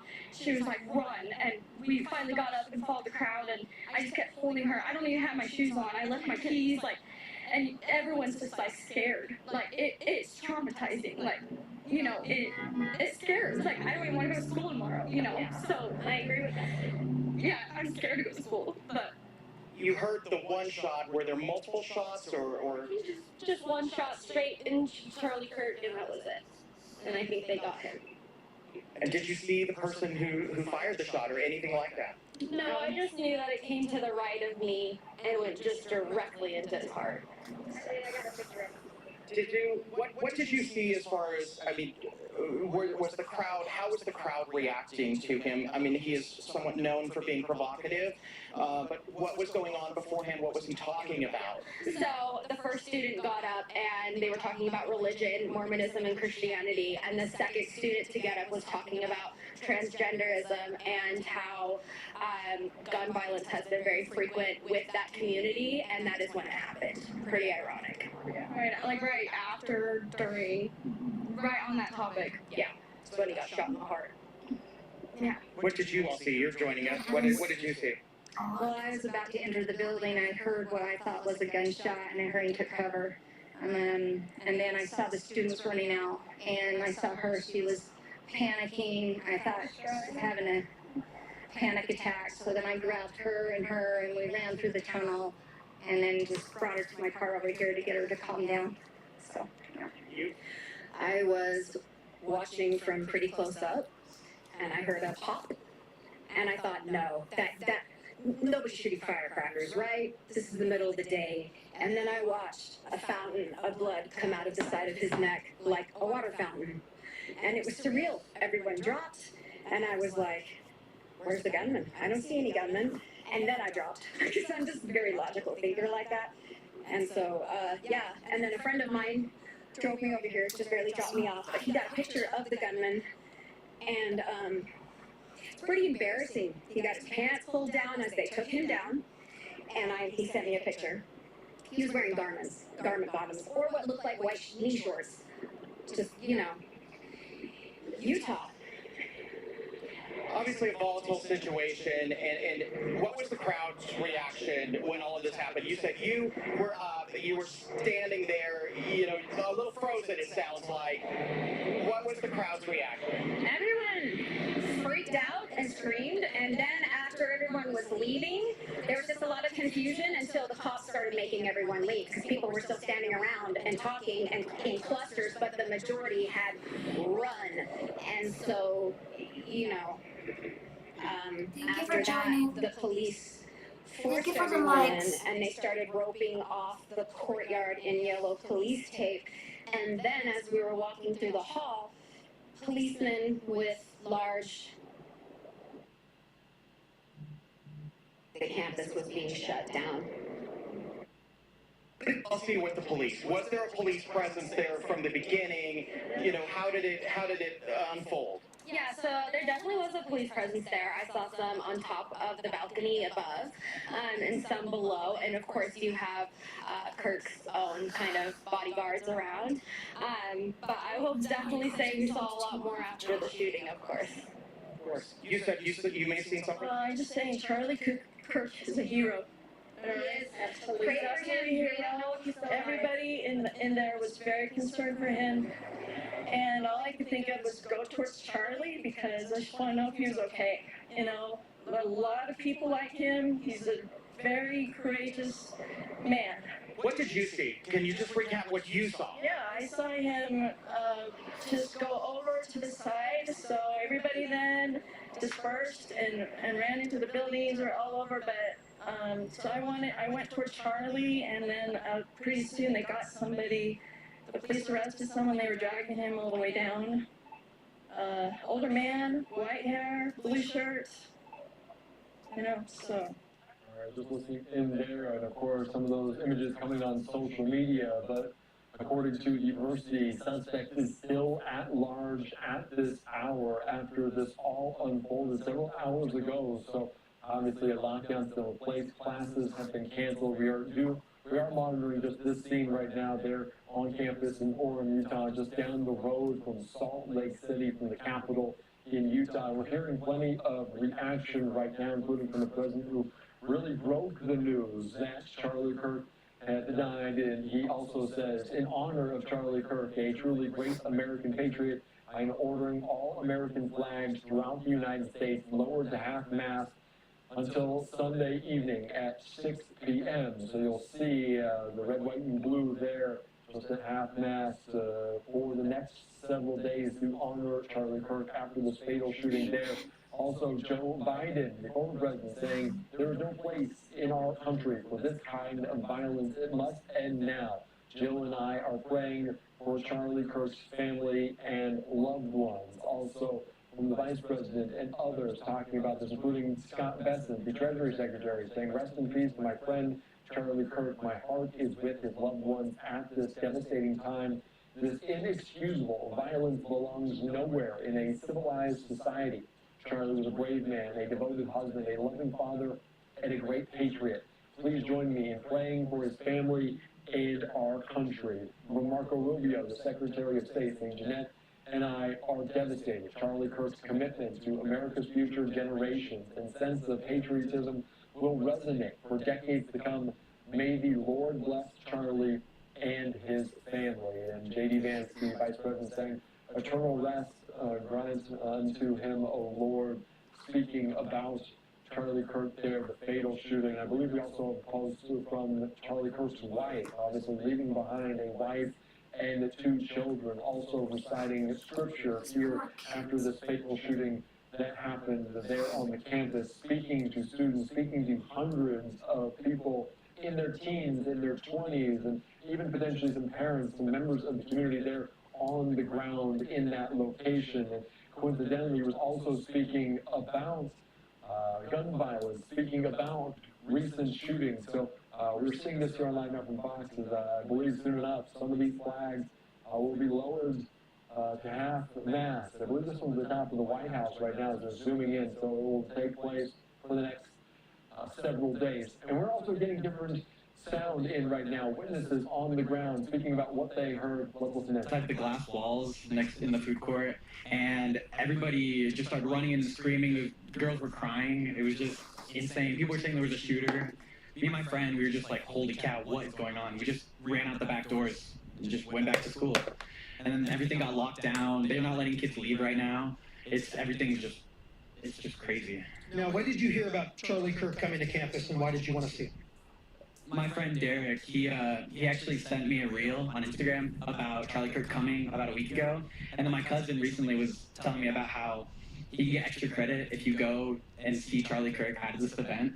And that was from a local high school, correct? Yeah, and it was from Skyridge, I know, was getting extra credit. And so I knew a bunch of like high schoolers that were going there, and everybody was coming down. And it was also Wolverine Wednesday, so there was pizza. There was just so many. It was just crazy. Where were you? You heard the shot, is that correct? Where were you when you heard the shot? I was inside UVU still. I was walking out the glass doors. Okay, and when you walked out, you mentioned just people, I guess, in panic, screaming and running in all directions. Yeah, it was just insane. How are you processing what you saw? I mean, you've been walking around, kind of milling about. There's a lot of students that are walking around, milling about, but it's been a few hours now. How are you kind of recounting the day's events here and processing all of that internally? I'm still shaken. It's hard to process because I'm just sitting in class and I'm like, oh my gosh, he's announced dead. He's died, and it's just insane. And then we're looking at these videos because there's videos of him being shot. And it's just, I feel like I'm still in shock right now. It's just insane. What did you want to hear from Charlie? You were excited to hear him speak, right? I don't know a lot about Charlie, but I was just interested in what other people were going to say to Charlie and what was going to happen. And something happened, which is just insane. Anything else you want to share with us today? Thanks for a few minutes, and glad you're okay. I don't know. I just feel like it was something that totally could have been stopped. They would have maybe checked bags or done something to protect him. And because they had cops above on the walkways. They had cops above on the walkways who were stopping what I assume people from throwing stuff down towards him. So I wonder why there wasn't any level of security taken to stop people around, like in front of him or anything like that. So you didn't see any true security measures other than maybe from afar, is that correct? It was just, there was not a lot of cops there. I see more cops at UVU during sporting events than right now, this is the most amount of kids I've ever seen at UVU. Thanks for coming over and talking. I'm glad you're okay, and thanks for a few minutes. And I hope I'll be... Just listening in there, a witness describing the scene and also describing the lack of security that was there on hand. He spoke to the Deseret News saying they had tickets for this event. They were attending it, but no one even took their ticket. No one scanned their tickets, and they also said there were no metal detectors and no real security on hand. So it's very interesting to look into that. As, of course, following this right here on Live Now from Fox, a manhunt, a massive one, is underway right now there in Orem, Utah. Live picture one more time.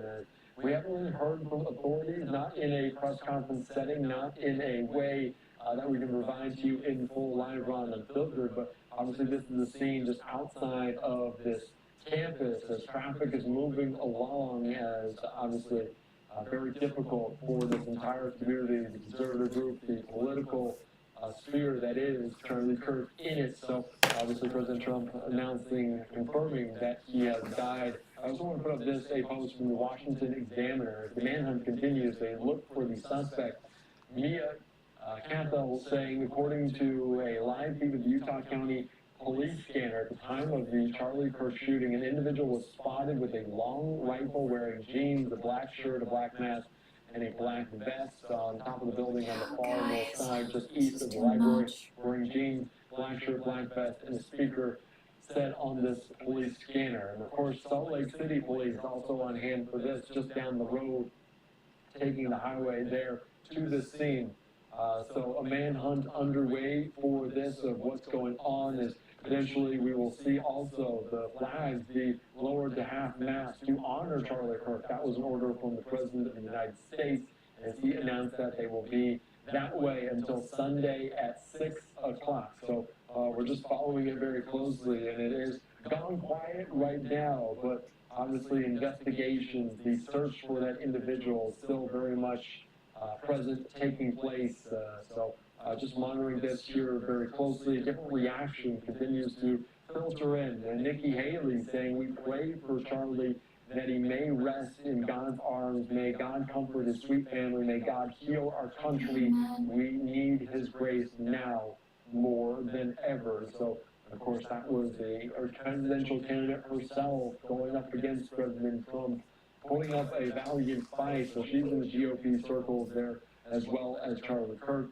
Again, a live picture in Orem, Utah, one more time. And just to reset here, if you're just joining us on Live Now from Fox, a very dynamic situation as the Charlie Kirk, the conservative activist and close ally to President Trump, was shot and killed on Wednesday at that college in Utah at an event that acted to draw renewed attention to the threat of political violence across the country.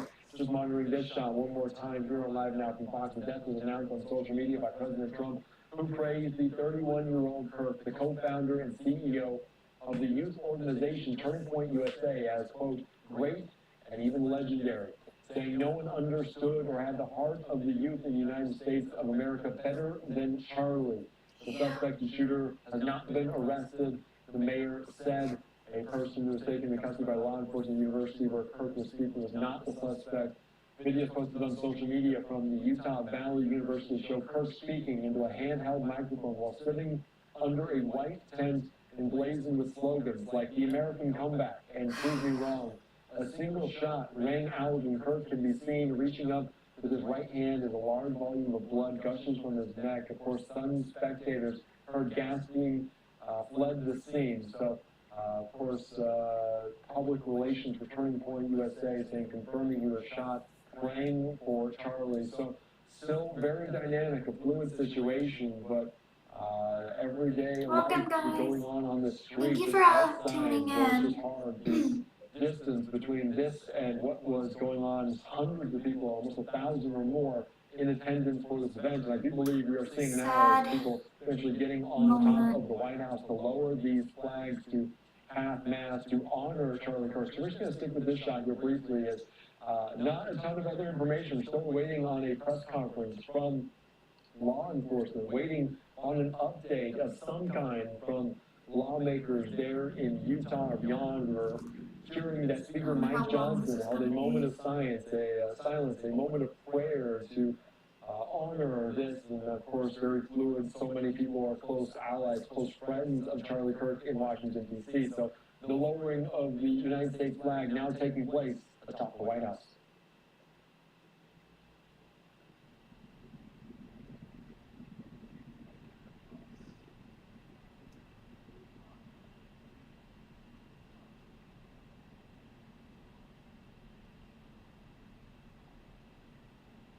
Just listening in there, I just want to give that a little bit moment to breathe as a somber day here on this September the 10th. The flags being lowered to half-mast there in our nation's capital by the order of the President of the United States. So still following this, and we're still trying to grasp, trying to understand what happened as police and the investigation continues for that suspect. Let's take you right now out to other witnesses of what they saw. And of course, this was students, different members of the community alike, coming to hear what he has to say as he has spoken and it has resonated so much with the youth in the Republican Party and beyond. Let's take you out to some more witnesses there in Orem, Utah.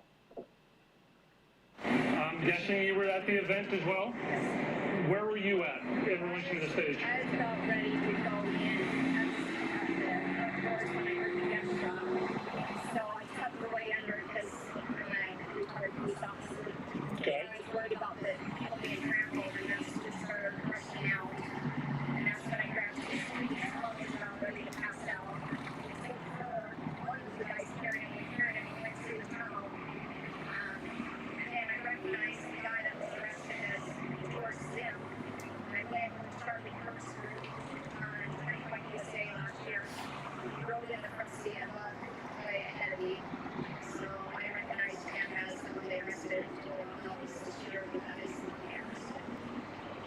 So you weren't actually in the event yet. You said you were at the doors or at the gate. When I heard the gunshot, and then I turned around the corner, and then that's when I saw the crowd racing out, and that's when I tried to see the two students that.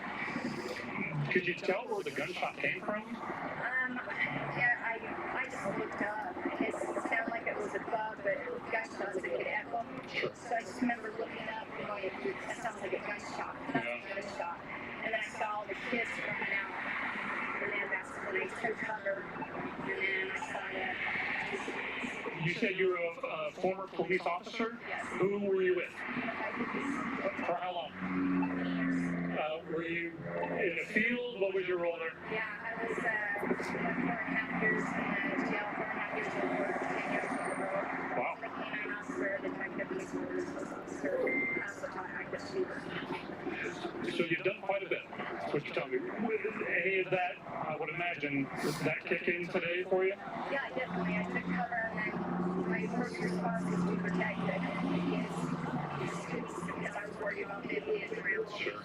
So the one girl was almost about to pass out, and I thought she was going to get trampled, so I grabbed her, and then I grabbed the other one and took her to the place area underneath the tunnel over here. I didn't have any more gunshots. What's your thoughts on this? I know George from several events I've been to. He struck me as a little bit odd. I know he's been banned from church property and Herbert's and Governor Fox. Different guy. I'll say he's the shooter, but I recognize him as the other guy that was arrested. So, yeah. So, besides George, though, if George is not the shooter, your thoughts on it just in general? It's just you're coming to this event to hear and something like this happens. Well, based on my experience with shooters on the way I was described where it hit his heart and then blasted out this way, it would seem that it would have been shot from below if it shot out this way and actually hit the shot. So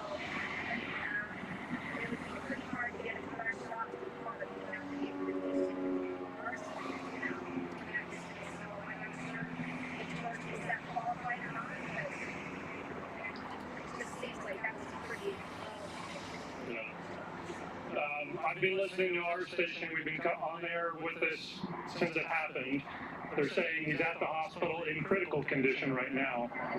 That's the last that I've heard from this. When you look across and you see this massive police presence from units from all over, so many SWAT units showing up, is this normal for something like this, especially on a college campus? Yeah, they're going to take it all off. It's a huge crime scene. That's why when I wanted to preserve evidence, and so I immediately called police. I said I have 2 witnesses. I tucked them into my car that were actually on the fourth row back. They literally saw it because it just hit him in the neck. The girl I interviewed said it was a direct hit to the heart. And she saw it, so I called police, let them know, got their names, so that we have the witnesses that kept them there until the police said we could go. And then right now, that's the deal. I don't know why they have the advertisements.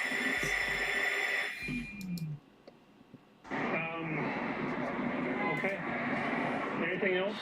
I appreciate your time. No, I just want to say Charlie Kirk, pray for his family. I was just listening in there as people are kind of shocked by the news. Of course, that all coming down prior to the announcement, the confirmation from President Trump that Charlie Kirk has passed away, the conservative commentator, fatally shot at this event, attended by hundreds of people there on that campus. As we're getting live pictures right now, the United States flag being flown. Thank you for tuning in. If you are new, please subscribe, comment, like, and share. Utah, so we're just bouncing around to all of this, and also there in yeah, Phoenix, Arizona, the Charlie Kirk is dead.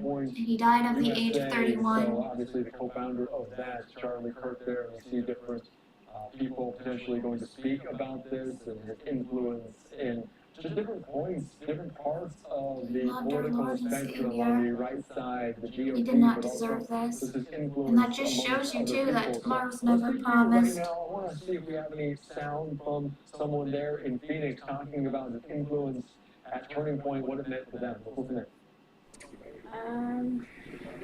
For a lot of reasons. I'm gonna get emotional, so give me a second.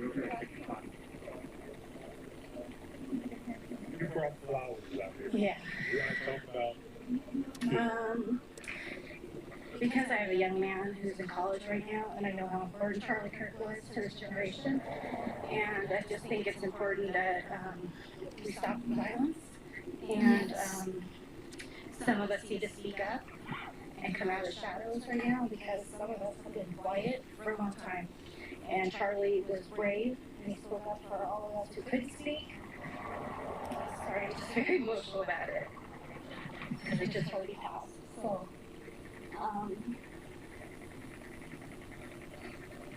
we just live in a very strange society right now, and I just think it's very important that those of us who have different views from most of you who are standing here right now understand that there are those of us who don't agree. And Charlie Kirk was one who would get up and speak for us, and he just had a very strong voice, and he was very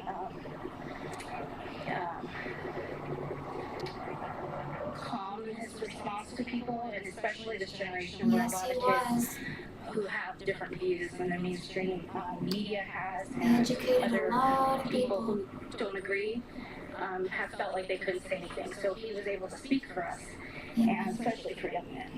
And we just live in a society that does not support conservative views and the role of family and having children and doing things the way that we were brought up to believe things were supposed to be. And so I don't know what to say. As a parent, what do you think Erica and the rest of the family is? Well, I'm sure they're devastated right now.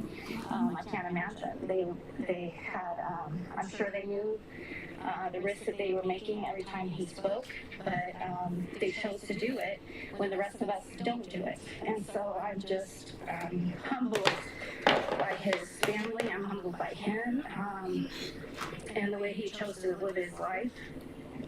So. What kind of impact do you think he had, especially on young conservatives? I think it made them feel more empowered because they could have a voice, where sometimes having that voice nowadays is not honored. And I mean, obviously you can tell that he was killed for it. So the fact that he spoke up when others don't feel like they can, it's just the way of silencing that voice. It's just not right. It's not right. And I think what's going to happen now is there are going to be a lot of young men and young women who have these views that Charlie had that are probably going to start speaking up and start with a little more boldly. So I think, if anything, this is probably going to bring more young men who have been quiet, maybe, who didn't feel like they could speak, and even young women. They'll have the encouragement and the empowerment now to speak up, because I'm standing here in front of all these cameras with all these, and I would never do this normally to speak, but it's just so important to me as having a young man that our voices be heard now. Can you say your name again? Andrea Serrano. S-E-R-R-A-N-O. Just because of my son, to be honest with you, because of how he spoke up for our young men, and my son's in college, and these views, he believes in these views as well, and it gave him a voice to say, yeah, that what he was learning in high school and in some colleges right now is not the view that he had, and it just empowered those young men. And so my son, I'm just grateful for his life, for Charlie. What happened on the college campus? In college? Yeah, I worry about it. But we can't live in fear. We have to be able to get up like I am doing right now, and we have to be able to speak. We have to say what we believe. Because what they want us to do is not say anything. A lot of people are coming out about this. this. Like this. We're here in America. We have free speech. We can say what we believe, and we shouldn't be afraid to say it. We should be able to have the strength and be able to, otherwise we're not going to have a free country. We're not going to be able to do anything, which is exactly what they want. So. Your name again? Andrea Serrano. Spell it just. S-E-R-R-A-N-O. Okay, thanks. Really helpful. Thank you. had a deep, deep impact on the younger youth. USA, the headquarters in Phoenix, Arizona. They took him out because they knew on this scene as they what he was preaching, how impact he made everybody. It felt like just a number, just a statistic. So obviously a very dark day there in Utah and beyond. A live picture right now in Orem, Utah, as we're still watching a manhunt underway. Lockdown is in place there at the Utah Valley University following this unfortunate incident. So just a few live pictures, including obviously Arizona Turning Point headquarters in Washington, D.C. at the White House as flags. Keep his family in your prayers. Atop that building, that federal But our building, Creator needed him. Soon be lowered in other locations, other regions, other communities talking about this.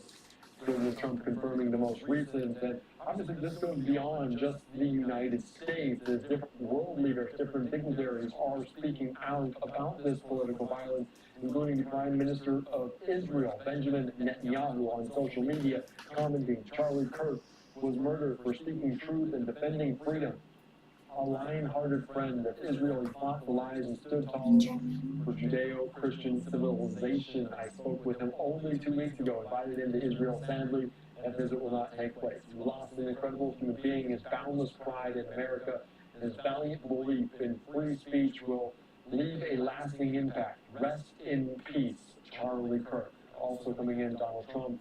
I love you, brother. You gave so many people the courage to speak up, and you will never be silenced. That coming in from Donald Trump Jr., quoting his father. Also, Speaker Mike Johnson saying, I'm utterly devastated. Charlie was a close friend and confidant. You will be sorely missed by so many. Every political leader must loudly and clearly decry the violence. Our prayers go out to his wife and young children. May he rest in peace. And we're also hearing from Speaker Mike Johnson just a little bit ago, and again, just parts of this cabinet. Brooke Rollins, the Ag Secretary, saying the death of my sweetest friend and fellow warrior for Christ and for America, Charlie Kirk, is a profound tragedy. First and foremost, his lovely Erica, and their two beloved children that he leaves behind. They feel it more keenly than any of us can, and our first duty is to pray both for his soul and for their peace. And as I've mentioned, we heard from Speaker Mike Johnson. He held a moment of silence, a moment of prayer on the floor there at the House of Representatives. Let's take you out to this quick sound. This was prior to the initial confirmation, as they were just getting in those reports of the shooting that ultimately turned fatal. Let's listen in. We just want to make a brief statement here, and I'm going to go and ask my colleagues to join me in a moment of silence for our dear friend Charlie Kirk. We ask everyone to pray for him and his family. I'm just going to state the obvious here. This is detestable what's happened. Political violence has become all too common in American society, and this is not who we are. It violates the core principles of our country, our Judeo-Christian heritage, our civil society, our American way of life, and it must stop. We need every political figure, we need everyone who has a platform to say this loudly and clearly. We can settle disagreements and disputes in a civil manner, and political violence must be called out. It has to stop. Again, we ask for prayer. I'm going to go lead the chamber here in a moment of silence, and we hope for the best for Charlie. Thank you.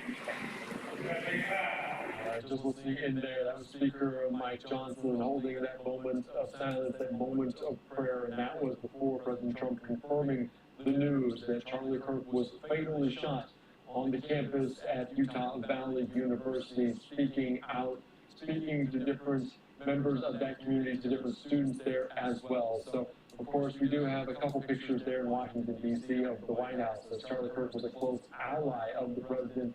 You see this here on Live Now from Fox as talking about this, honoring the memory of Charlie Kirk, a live picture right there in Washington, D.C. at the White House. Also, you see the giant flags, the big American flags there just north and south of the White House, ignoring them for half-staff, as he has also released a proclamation honoring the memory of Charlie Kirk, saying, as a mark of respect for the memory of Charlie Kirk, by the authority vested in me as President of the United States, by the Constitution and the laws of the United States of America, I I hereby order that the flag of the United States be flown at half-staff at the White House and upon all public buildings and grounds, at all military posts and naval stations, and on all naval vessels of the federal government in the District of Columbia throughout the United States and its territories and possessions until sunset of September the 14th. I also directed the flag shall be flown at half-staff for the same length of time at all of the United States embassies, consular offices, other facilities abroad, including all military facilities, naval vessels, and stations, in witness whereof I hereunto set my hand this 10th day of September in the year of the Lord 2025, and of the independence of the United States of America. So, obviously, flags being flown at half-staff for Charlie Kirk. We'll add a picture closer of that here very closely. We're getting different images in from different locations there, as the suspect still very much at large at this point. So no new information, no press conferences as of yet on what's going on that campus in Orem, Utah, just down the road from the Capitol there in Salt Lake City. We are getting just this a live picture one more time. You see the fire department also on hand for this, the scene, police there. Going to see plenty of law enforcement from the federal, state, local, city, all providing support. And of course, Charlie Kirk, the founder of Turning Point USA, he obviously made his mark in so many locations, but the headquarters in Phoenix, Arizona, already the flags being flown and asked out. We'll take you out to other members of the community speaking out. Mom, guess why I'm calling you right now? And I couldn't think of anything specific other than bad news, right? And that's when she said Charlie had been shot. So we followed that on social media for a bit until right now. And when she finally let me know what the final word was, I said, you know, I'm right down the street, so I'm going over there. And my head's in a place of anger right now for his loss. And my head's also in a place of the evil that it took to take his life, the hatred and evil, all in the name of I don't agree with you. Exactly. That was all. Just I don't agree with you. And that's not a reason to take someone's life at all. There's a lot of people I don't agree with. I'm not out there shooting them, you know. I'm not sabotaging their life in any way. But that's what this was about. It was about, I don't agree with you. I hate you to the point that I'm willing to kill you. That's what this was about. So that was your daughter that told you about this. What did Charlie Kirk and his work mean to you, to your family? My oldest daughter is a veteran of the Navy. She was a doc at Camp Pendleton for 3 years. So to have conservative commentary that supported our military and believed in what we did in America as Americans means the world to her. And to have someone like Charlie to speak up not just for veterans, but for unspoken Americans everywhere, as well as the privileged and the underprivileged. Because Charlie's message was all about faith and belief and patriotism, okay? And your First Amendment is your First Amendment, but you have to be sure of what you believe in, and you have to be willing and ready to share that at a moment's notice. Because people are going to question you on what you believe, and Charlie believed it, and he knew it, and he was always ready with a good answer, with the right answer that he knew. And when you love God, when you're saved, when you're Christian, you could be Catholic, Methodist, whatever it is, there's a belief in your faith, there's a belief in God, and you will answer for that to people who ask. But people didn't want to hear Charlie's views. They didn't want to hear what he had to say. There's all kinds of ugly on the internet right now about that. Lord knows. And he died for what he believed in. And the only thing I can say is they hated Jesus too. They killed him for it. But Jesus rose on the third day. Charlie, in a mortal body, is in heaven with God right now. So his mortal body won't come up out of the grave today. But I digress. My daughter and I are both, it's just time to go buy more guns and more ammo. That's all. Because if they want to bring a fight like this to the street, I can guarantee you there's enough of us Americans, veterans, active, whoever it is in the neighborhood that wants it to stay safe and a safe America. I will guarantee you that gun sales are going to skyrocket beginning today. Exactly. By the end of the week, stores are going to be out of ammunition. They're going to be out of guns. It's crazy. That's what the conservative will do when somebody does this, because that was foolish and selfish, just like the person who killed the man in the turban after 9/11, a local gas station owner, a Sikh man, Mr. Singh. He was murdered by a neighbor down the street because he wore a turban at his own gas station. And Mr. Singh had owned that gas station for decades.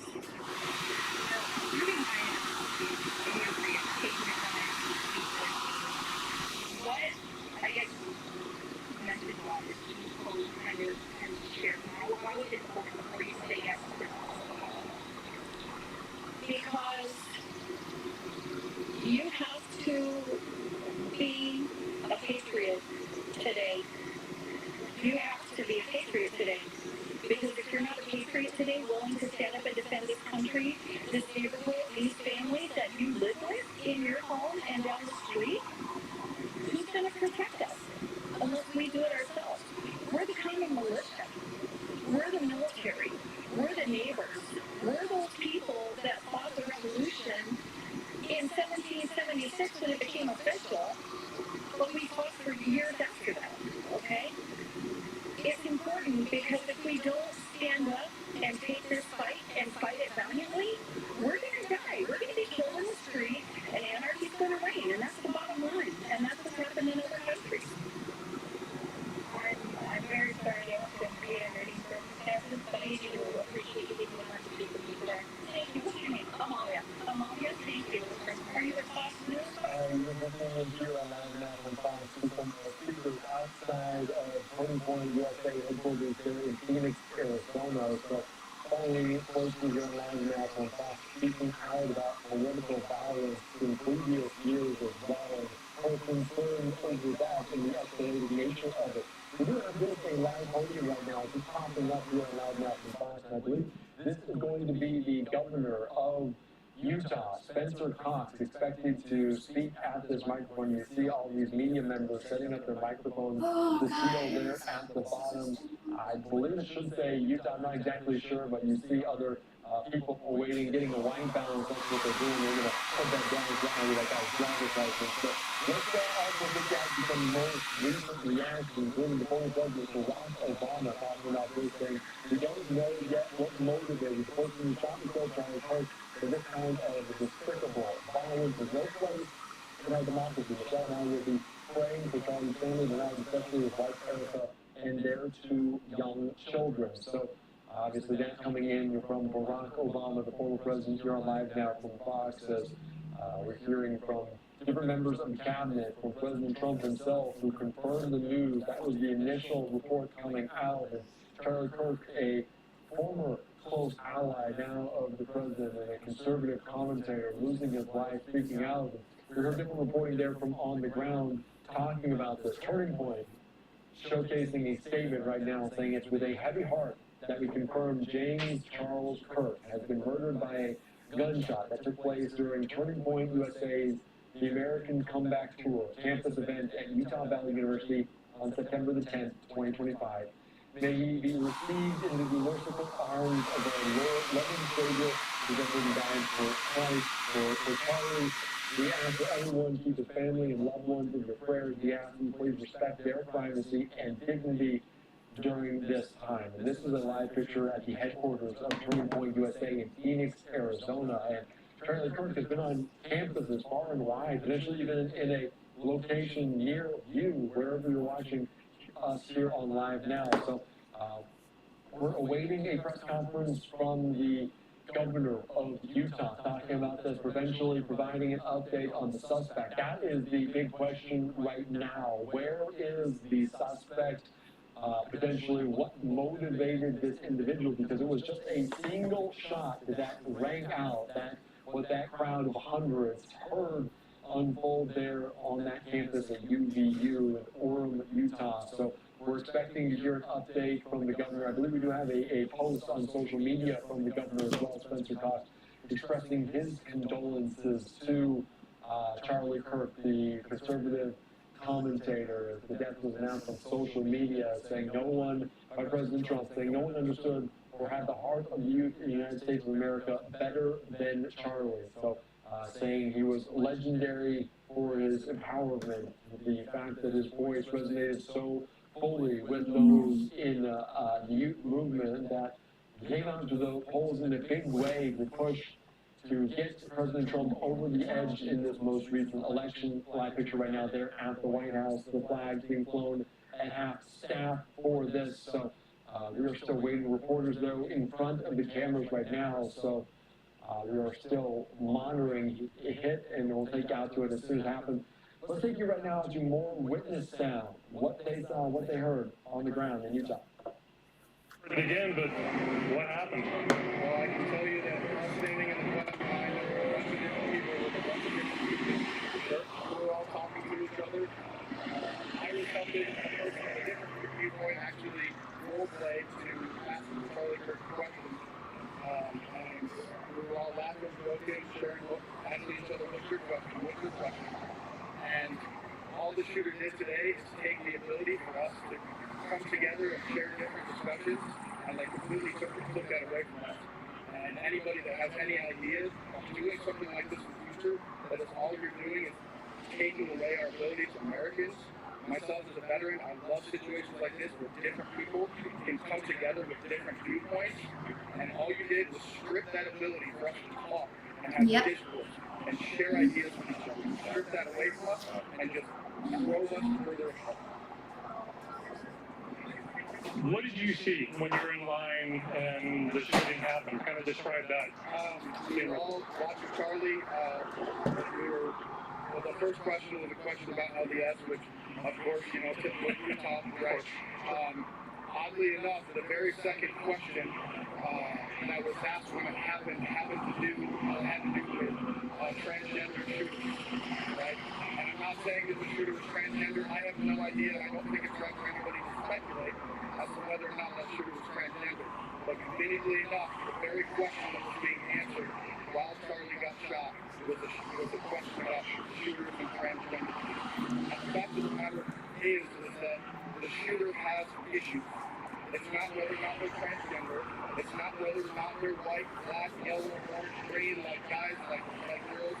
What matters is the fact that this person has issues, that they feel murder is the way to resolve those issues. You mentioned that you were a veteran. When this happened, what did you do?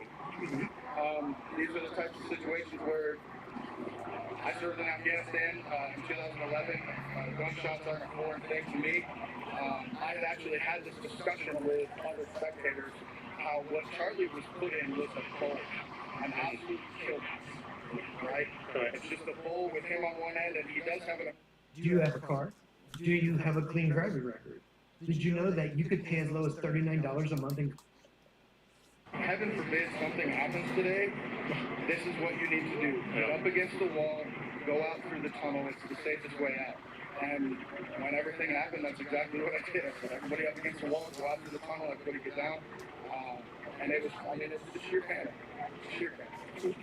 Could you tell where the shot even came from? In a small enclosed space like that, and like I said before, we call it kill box, there's no telling. I had no idea. Yeah. I'm going to leave that up to investigators and professionals to do that. But in a confined space like that, I don't care what anybody says. It's virtually impossible. When you look across the street now. All right, just listening in there to these eyewitnesses talking about it, even dictating what the question was when the shot rang out. He was asked about shooters, about political violence in the recent weeks and months, and also this is coincidentally the day of jury selection wrapping up in the Ryan Roof trial, the second assassination attempt of the former president. And we're watching here on Live Now from Fox. Soon an update from the governor, Spencer Cox, to provide that in Utah, talking about the fatal Thank you guys for tuning in. This individual, Charlie Kirk, conservative commentator. Let's be joined right now here on Live Now from Fox. Oh, thank you for the hearts. God bless you. David, thank you. Thank you so much for joining us here on Live Now from Fox. And this is a very dynamic, fluid situation. A suspect still at large, a large manhunt.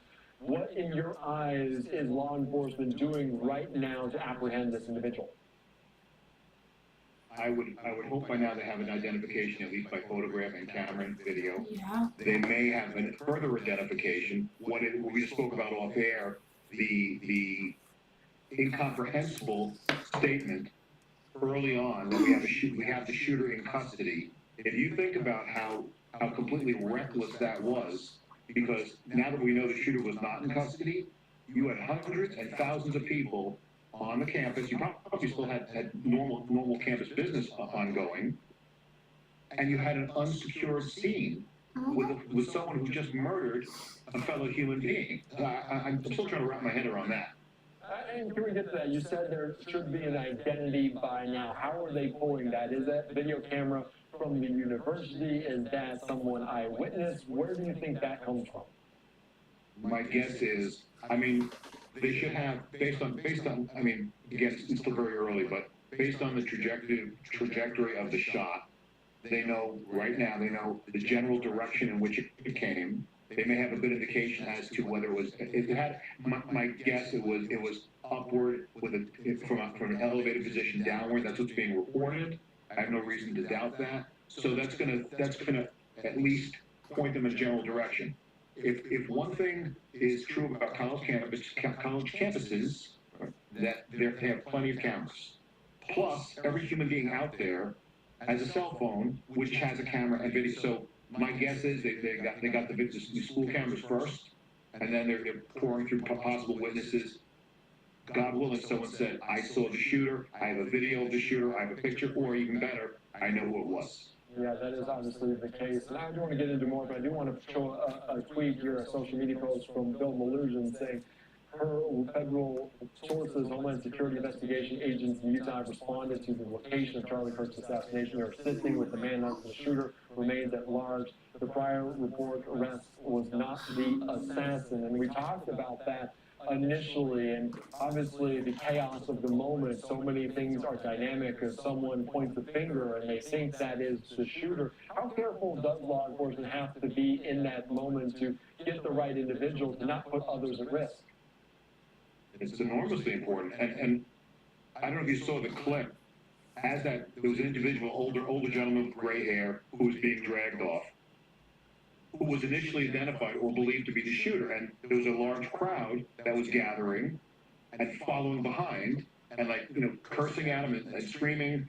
And one of the cops holding them said, "Hey, we're not sure. We don't know if he did it." So there was at least there was some appreciation of the fact that it's a fluid scene. We're certain sure that this is the shooter. And guess what? Turns out it wasn't the shooter. Yeah, that's a very good point. I do want to ask you about the security on hand for this, because Charlie Kirk is a very popular figure, but he's not an elected official. He doesn't have, say, Secret Service there at hand. And we heard from reporters on the ground that there were no metal detectors. They weren't even checking tickets for this event. Does that complicate things for law enforcement to really have no presence, to go there on hand, to kind of going blind into this?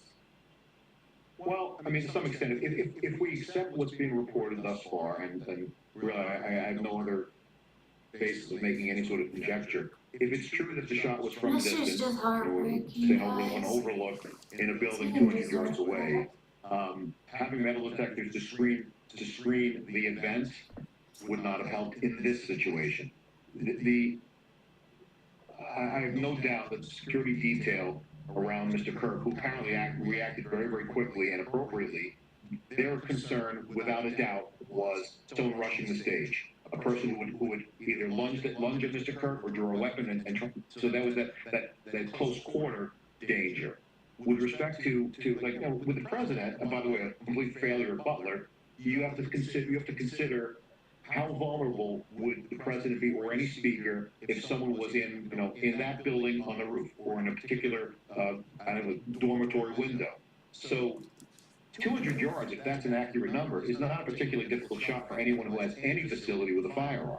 How do you know that? Well, in the U.S. military, soldiers in the Army are qualifying at 300 meters, and the Marines are qualifying at 500 meters. So it's well within it. First of all, the gun, and by the way, just looking at the video, my guess was initially the first, I quote a couple things. Number one, small caliber, high velocity round, Unfortunately, as soon as I saw that video, I thought that's a non-survivable wound. But the effective range, and the question is, it's hundreds of yards. The question is, in civilian security, what can you do about it? Well, there are a few things, but what you can't do, you can't put counter snipers on roofs. You can't do that. You can obscure them, like you can obscure vision, for example. Like when Charlie was in that kind of canopy area. If you're worried about an elevated position, you could hang banners, you could hang screens, or even an American flag just to obscure the view. You could shoot through that, but you wouldn't have a clear target. So that's one possible thing that he could have done. Very interesting, and that is interesting just to show the capability, especially from the military background. David, hold on. We're hearing reaction from lawmakers on both sides of the aisle there on Capitol Hill. Let me dive onto this real quick and hear some of the reactions. I'll bring you in here momentarily. Worse and worse, and it's got to stop. And I don't care whether someone's liberal or conservative. It doesn't matter. It has to stop.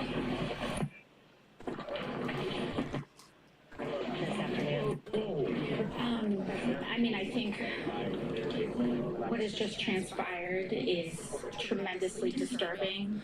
It is the latest evolution and instance of political violence in the United States, and it must end. What message do you have to your fellow lawmakers regarding the political environment? What message do you have to your fellow lawmakers regarding the political environment and the rhetoric that has been put out in the media? You know, beyond rhetoric, we need to talk about action, and we need to talk about, yes, there are words, but most importantly, of leadership. We are in a job of action. We are in a role and a position where the American people are looking to us to do something about this. And every single day, people are dying due to gun violence in America. And every single day, there are people in this building that continue to vote against doing anything. They vote against universal background checks. They continue to support legislation and also remove any way to block the mentally ill, to block extremists, to block people with histories and records of domestic violence from getting guns in their hands. So are we going to do something about this or not? We have a political assassination that happened at the same time as a school shooting where children are dying on the same day, a week after a shooting at a Catholic school where children were gunned down while praying. Are we going to do something, or are we going to argue over rhetoric? That is my question about this. We have to pass gun safety legislation and stop this. One Congresswoman was saying we're young Republicans. You Democrats. I mean, people can finger point all they want. Look at the record. Look at the actions of what we're doing. A single person who has dedicated their entire career to preventing gun safety legislation from getting passed in this House has any right to blame anybody else but themselves for what is happening. We have to stop this. We can stop this. And why don't we start by acknowledging that basic common sense legislation is not taking away a gun, is not attacking the Second Amendment, but it is about ensuring the safety of our children, of women, of people across this country, to ensure that guns and firearms do not get in the hands of people who are going to use them against human beings, period. Domestic violence is one of the highest indicators of whether a person is going to kill someone else with a gun or not. There are so many other indicators.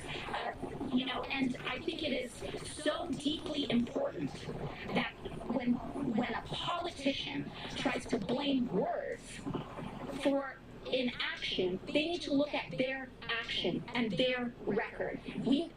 Enough of this. This is horrific. This is awful. And the assassination of Charlie Kirk risks an uncorking of political chaos and violence that we cannot risk in America. We cannot risk it. Thank you. Just listening in there, Alexandria Ocasio-Cortez talking about this here on Live Now from Fox. Her words saying uncorking political violence. And we've seen different violent incidents at different locations, including schools there in South Minneapolis at Annunciation Catholic School.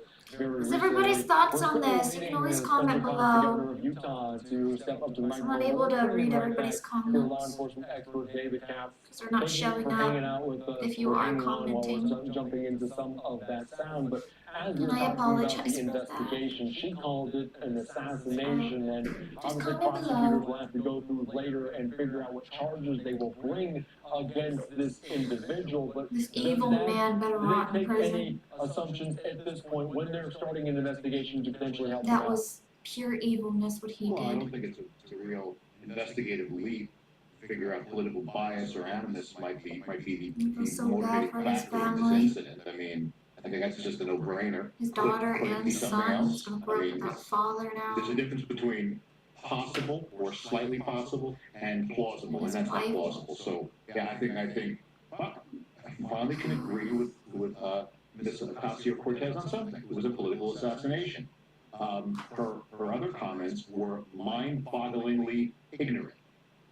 With respect to background checks, I would point out that the shooter just recently at a school passed the background check.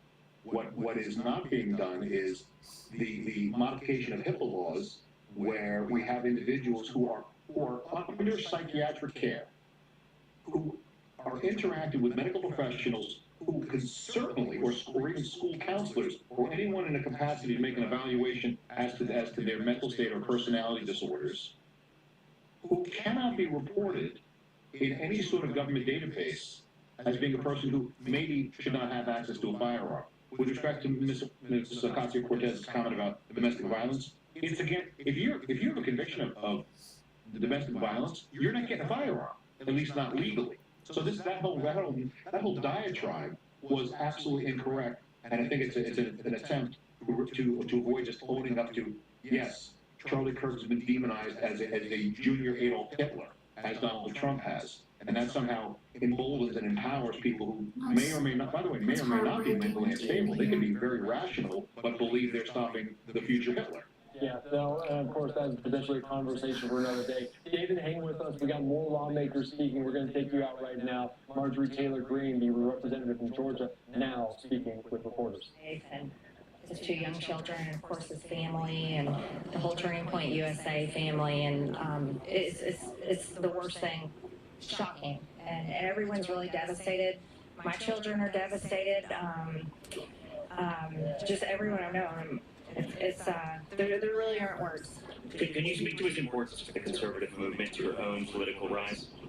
I really think what was great about Charlie Kirk, and I was just telling Tia this, is he would go on college campuses and tell young people to get married and have children, and just talk about how wonderful it is to be married and have children. He shared the Word of God. He was a Christian, and he shared the gospel of Jesus Christ, and he encouraged young people. And he also would have debates on ideas on college campuses, which, I mean, that's our First Amendment, and college campuses have always been a place for that.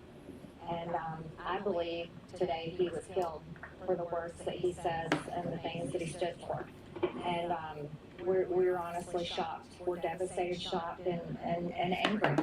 And those are just natural feelings. How close were you to him? Charlie Kirk is a friend. He was a good friend. I've spoke at many of his events over the years. Knew him when he was a lot younger. And, I mean, he's not much older than my oldest daughter. But I just think it's really, honestly, He's horrific. only 31. What kind of legacy does he leave behind to his Charlie Kirk leaves a huge legacy. It's going to be hard for anybody to fill his shoes. He's extremely important. Students all over the country would get very excited if they found out he was coming to their college campus. He brought in thousands of people to hear him speak. Even people that didn't agree with him would come, ask questions, even argue with him. He was always about the debate, and Charlie Kirk was never for violence. And to see him murdered in such a graphic way in front of the camera, and that video is too gruesome. Honestly, I hope it gets taken down. I don't think his wife or children one day should ever see it. I really hope it gets taken down. But I'm at a loss for words, and I'm not often at a loss for words. How concerned are you about your own safety and the way that this attack? And he's trying to the right, you were trying to the right. Yeah, she had asked me that too. Of course, I am very concerned. I have some of the most death threats in Congress, and they're always ongoing. But again, today it's not about me. Today it's about Charlie and his wife and his family and everyone that's mourning his loss. Thank you. Thank you, Congresswoman. Sorry, you're going through that too. Green talking about the impact that Charlie Kirk leaves behind. His wife and 2 children. You heard there Marjorie Taylor Greene talking about just the connection, since she is her mother herself, saying that the children are in similar age. And I do want to get back to this as the manhunt continues, and just to reiterate that they did initially say a suspect was in custody. They are backtracking on that. The Washington Post saying a person was taken into custody after the shooting of Charlie Kirk was not the correct person, said a spokesperson for Utah Valley University. The shooter remains at large. We're expecting an update right now from Utah Governor Spencer Cox in the coming moments. I don't know how far, how imminent this press conference is, but reporters there on hand for it. They're giving a mic check right now. Let's bring it back to the conversation right now. David Katz, law enforcement expert. Thanks for hanging with us as we kind of jump around to all these live feeds during this very dynamic moment. I definitely want to hear that part, but I don't know if I'm going to stream the whole. I don't know how long this is going to be, and this is just too much for me. Because I looked up to him. I mean, there's always that aspect. I loved what he preached. The governor, well, first of all, the governor has to make and the simple fact that they given the high-profile assassinate nature him of this incident. in the most evilest way possible. That they can, They had a cold heart. An individual. They took a brother, a father, a husband. The idea that so always keep his family in your prayers.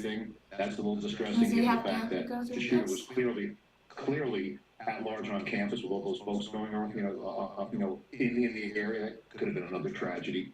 But on the other hand, in law enforcement, the cops who are tracking down or trying to track down the shooter, I mean, it's not part of their mindset. They're like, oh, we got to put something out for the media. So, I mean, as far as the ones who are doing the hunting, I don't expect anything from them. The politicians, on the other hand, may drop something. And do you think that, I know this is the governor, but we might see law enforcement alongside, do you think they'll be asking for the public's help, assistance, trying to find the identity of this individual to see who they are or where they may have gone? Yeah, I mean, there's always a possibility that this individual, whoever it may be, has made social media threats or told somebody in their inner circle that they were contemplating doing this. So that would certainly be helpful if that in fact is the case.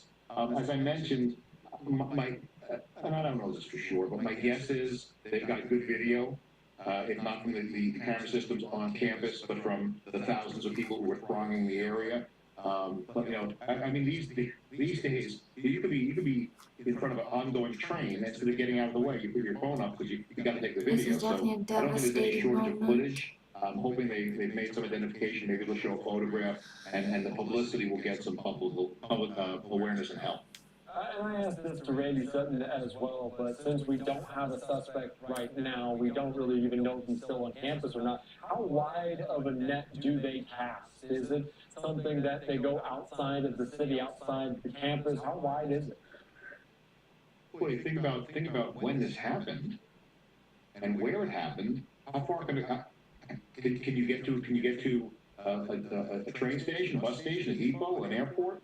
Can you keep driving for hours? You could literally be hundreds of miles away, and if you got on public transportation or on a flight, you're on the other side of the country or on the way. So it's unfortunate that they put out right away that the shooter was in custody, because that prevented they probably didn't even have the idea. Well, okay, we don't need to shut down the area around the college. That would have been helpful. But they didn't have to do that because, as it was reported, we have someone in custody, so why bother? So I think that was a crucial mistake. Hope to get a little more information on how that happened.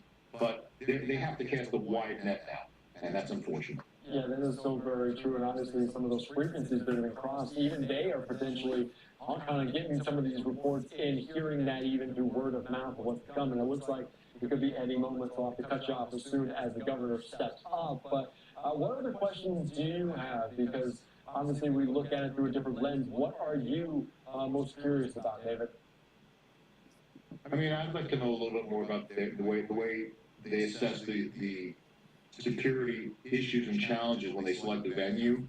I mean, that's something that I think needs to be looked at, especially for high-profile, individuals on by the way, on any side of the political spectrum, or even with celebrities. So that's something that I'd be very curious to find out whether they factored that as a possible threat in their security plan. By the way, they actually factored in and planned for an emergency evacuation. How do you know that? They positioned their cars properly. They had a team dedicated to grab him, to do that grab and go.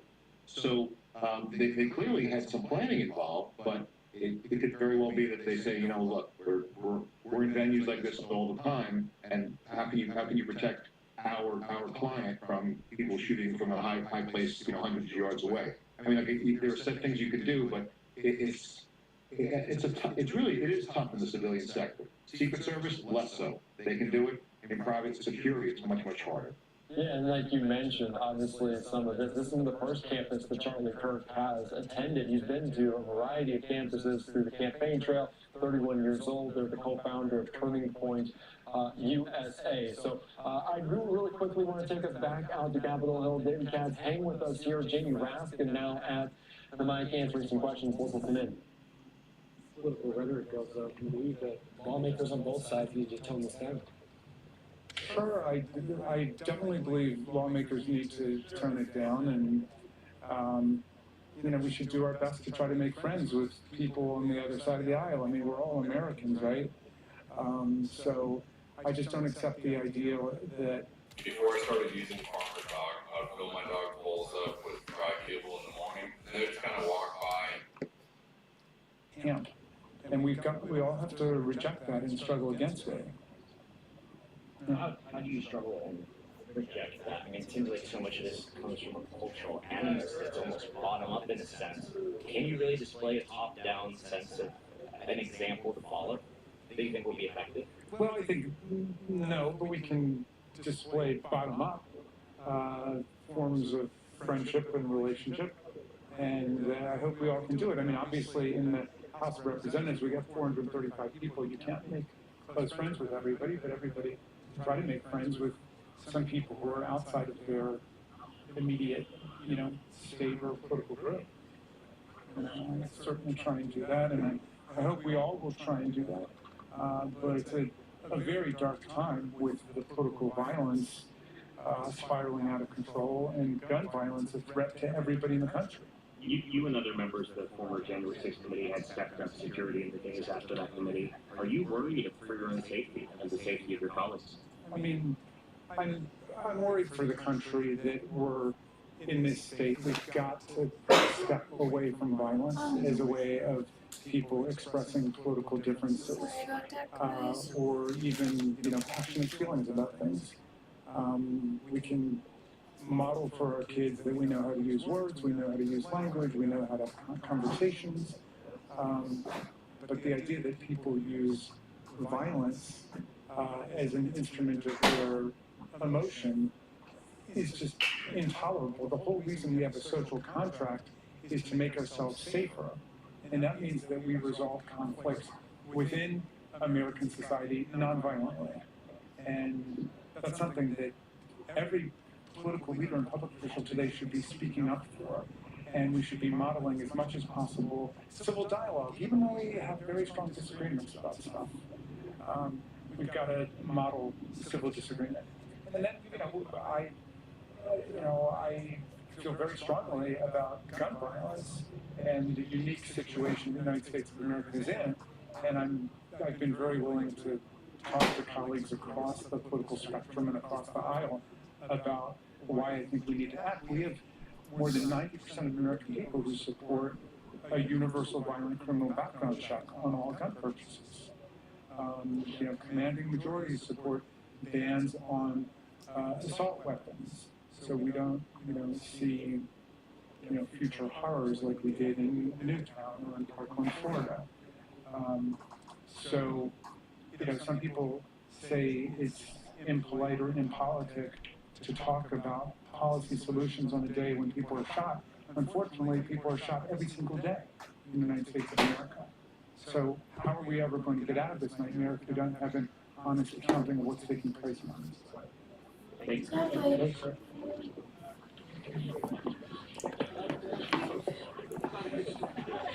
All right, just looking in there to Jamie Raskin, the Democrat from Maryland, talking about this, the political violence and what eventually lawmakers can do about it. So we're still monitoring here live now from Fox, potentially an update from lawmakers. You can see different reporters there standing in front of the microphone right now. We'll see how soon Spencer Cox is able to step up there to provide an update. The suspect still at large in the fatal shooting of political commentator Charlie Kirk there, as President Trump confirming that, calling him legendary, saying he's a great person and a true American patriot. So monitoring this here closely on Live Now from Fox. We're bringing the conversation lawmakers on the ground there in Utah State Rep Mike Peterson. Thank you so much for joining us here on Live Now from Fox. And I think a lot of people are continuing to grapple with why this happened, what's going on in Utah, what's going on in the country. What's your initial reaction?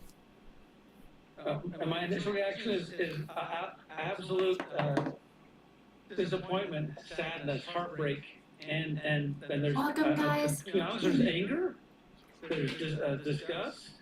Thank you for Primarily, I'm just stopping so by. heartbroken. Charlie's been such a wonderful voice. He's such a bright young man. I really wish I was able to see you guys' messages because I want to hear your thoughts on it. Articulate, Read your and thoughts on it. able to persuade people so well. We're gonna miss him dearly. All right, so thank you so much for that. And can I ask you just, where are you located right now? I know you went to BYU, familiar with kind of that area near Orem. Can you tell me any more about that? How familiar are you with the community? Can you tell us what that community is about? In fact, my first college experience was at the same university, at Utah Valley University. That's where I started. And then I went from there to BYU, and then came up here to Logan, went to Utah State University to get my PhD. And can you just speak to the community? What are they about? Obviously, we saw hundreds of people there at this event. Can you speak to that? Were people excited to see Charlie Kirk today? Oh, you can tell by the crowds. In fact, at lunch today, everyone I was talking with was about, because he's going to be here, and he was going to be here in a couple of weeks, and everybody's excited about Charlie to come and get to see him in person and talk with him. This is for the most part, this is a conservative area. We love Charlie Kirk. He's been the most. He's the biggest voice in America for the MAGA movement and for the conservatives, folks like me. So we've been so excited to have him come. Yeah, and honestly, you mentioned just the amount of people. And real quickly, Mike, I do want to provide an update because we are hearing new information right now at this hour that a suspect has been apprehended in the fatal shooting of Charlie Kirk. Cash Patel, the FBI director, saying the subject of the horrific shooting today that took the life of Charlie Kirk is now in custody, saying thank you to the local state authorities in Utah for your partnership with the FBI. We will provide updates when they become available, and we're expecting to hear from the governor, Spencer Cox, here momentarily, but obviously they misidentified someone earlier on, saying it was in custody already. They backtracked on that, but now saying the FBI does have, the authorities in Utah do have this individual in custody, so potentially some good news with that. Mike, obviously this is a culmination of a lot of hard work from the law enforcement. Obviously that is good news that no other people potentially were harmed. What are your thoughts on that, and can you commend the law enforcement right now? Well, I'm so grateful for that. In fact, I right now have a niece who is in lockdown right now at UVU. And then I've got other colleagues who've got children there, so I'm really grateful for law enforcement who stepped in and got this taken care of as quickly as they are, because we do need to keep that campus safe for those kids. So thank you. That is so very true, and you can see this is the live picture and potentially any moment now. I think they're about to give a mic check real briefly. So, Mike, thank you so much for your time here live now from Fox. I appreciate your time. I'm glad, obviously, your family is safe. They're saying they were on lockdown. A suspect now in custody. I appreciate your time. Thanks for joining us here quickly on Live Now.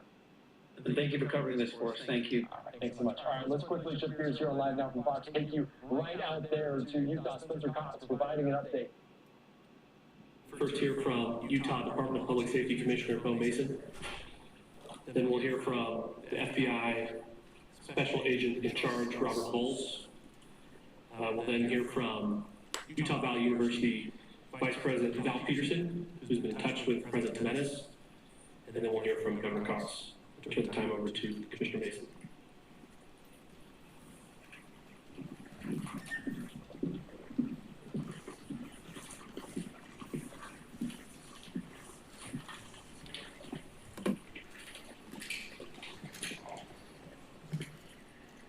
Hello, everyone. I'm Bo Mason, Commissioner for the Utah Department of Public Safety. Today, at approximately 12:20 Mountain Standard Time, political influencer Charlie Kirk was shot at an event at Utah Valley University. He was taken by a private vehicle to Timpanogos Hospital, where he later passed. The Utah Department of Public Safety will be co-leading this criminal investigation to find this killer, along with the Federal Bureau of Investigation. We're working in unison with the County Sheriff's Office, the local police department, and the University Police Department, all of which have been very cooperative and fully engaged in this process. Shortly after the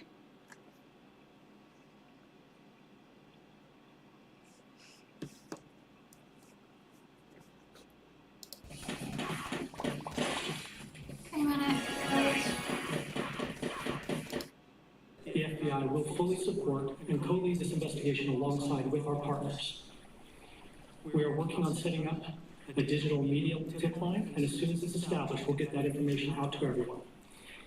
I know there's a lot of questions.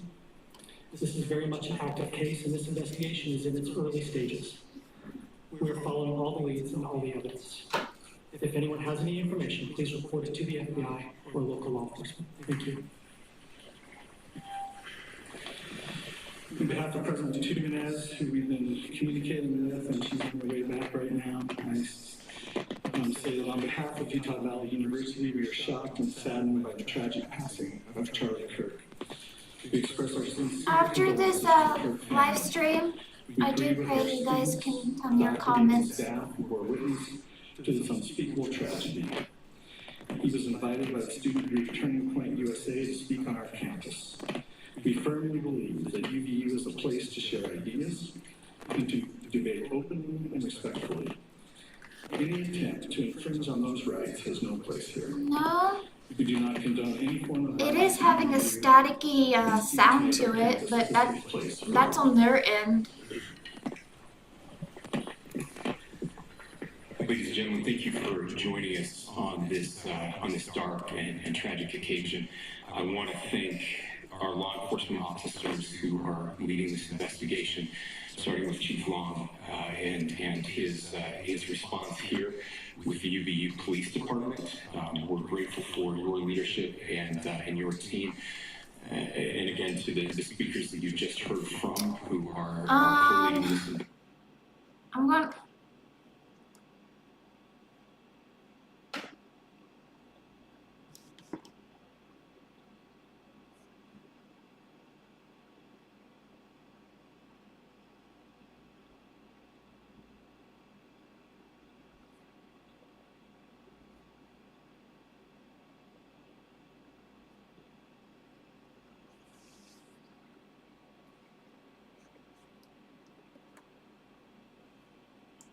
Wait 1 minute, guys.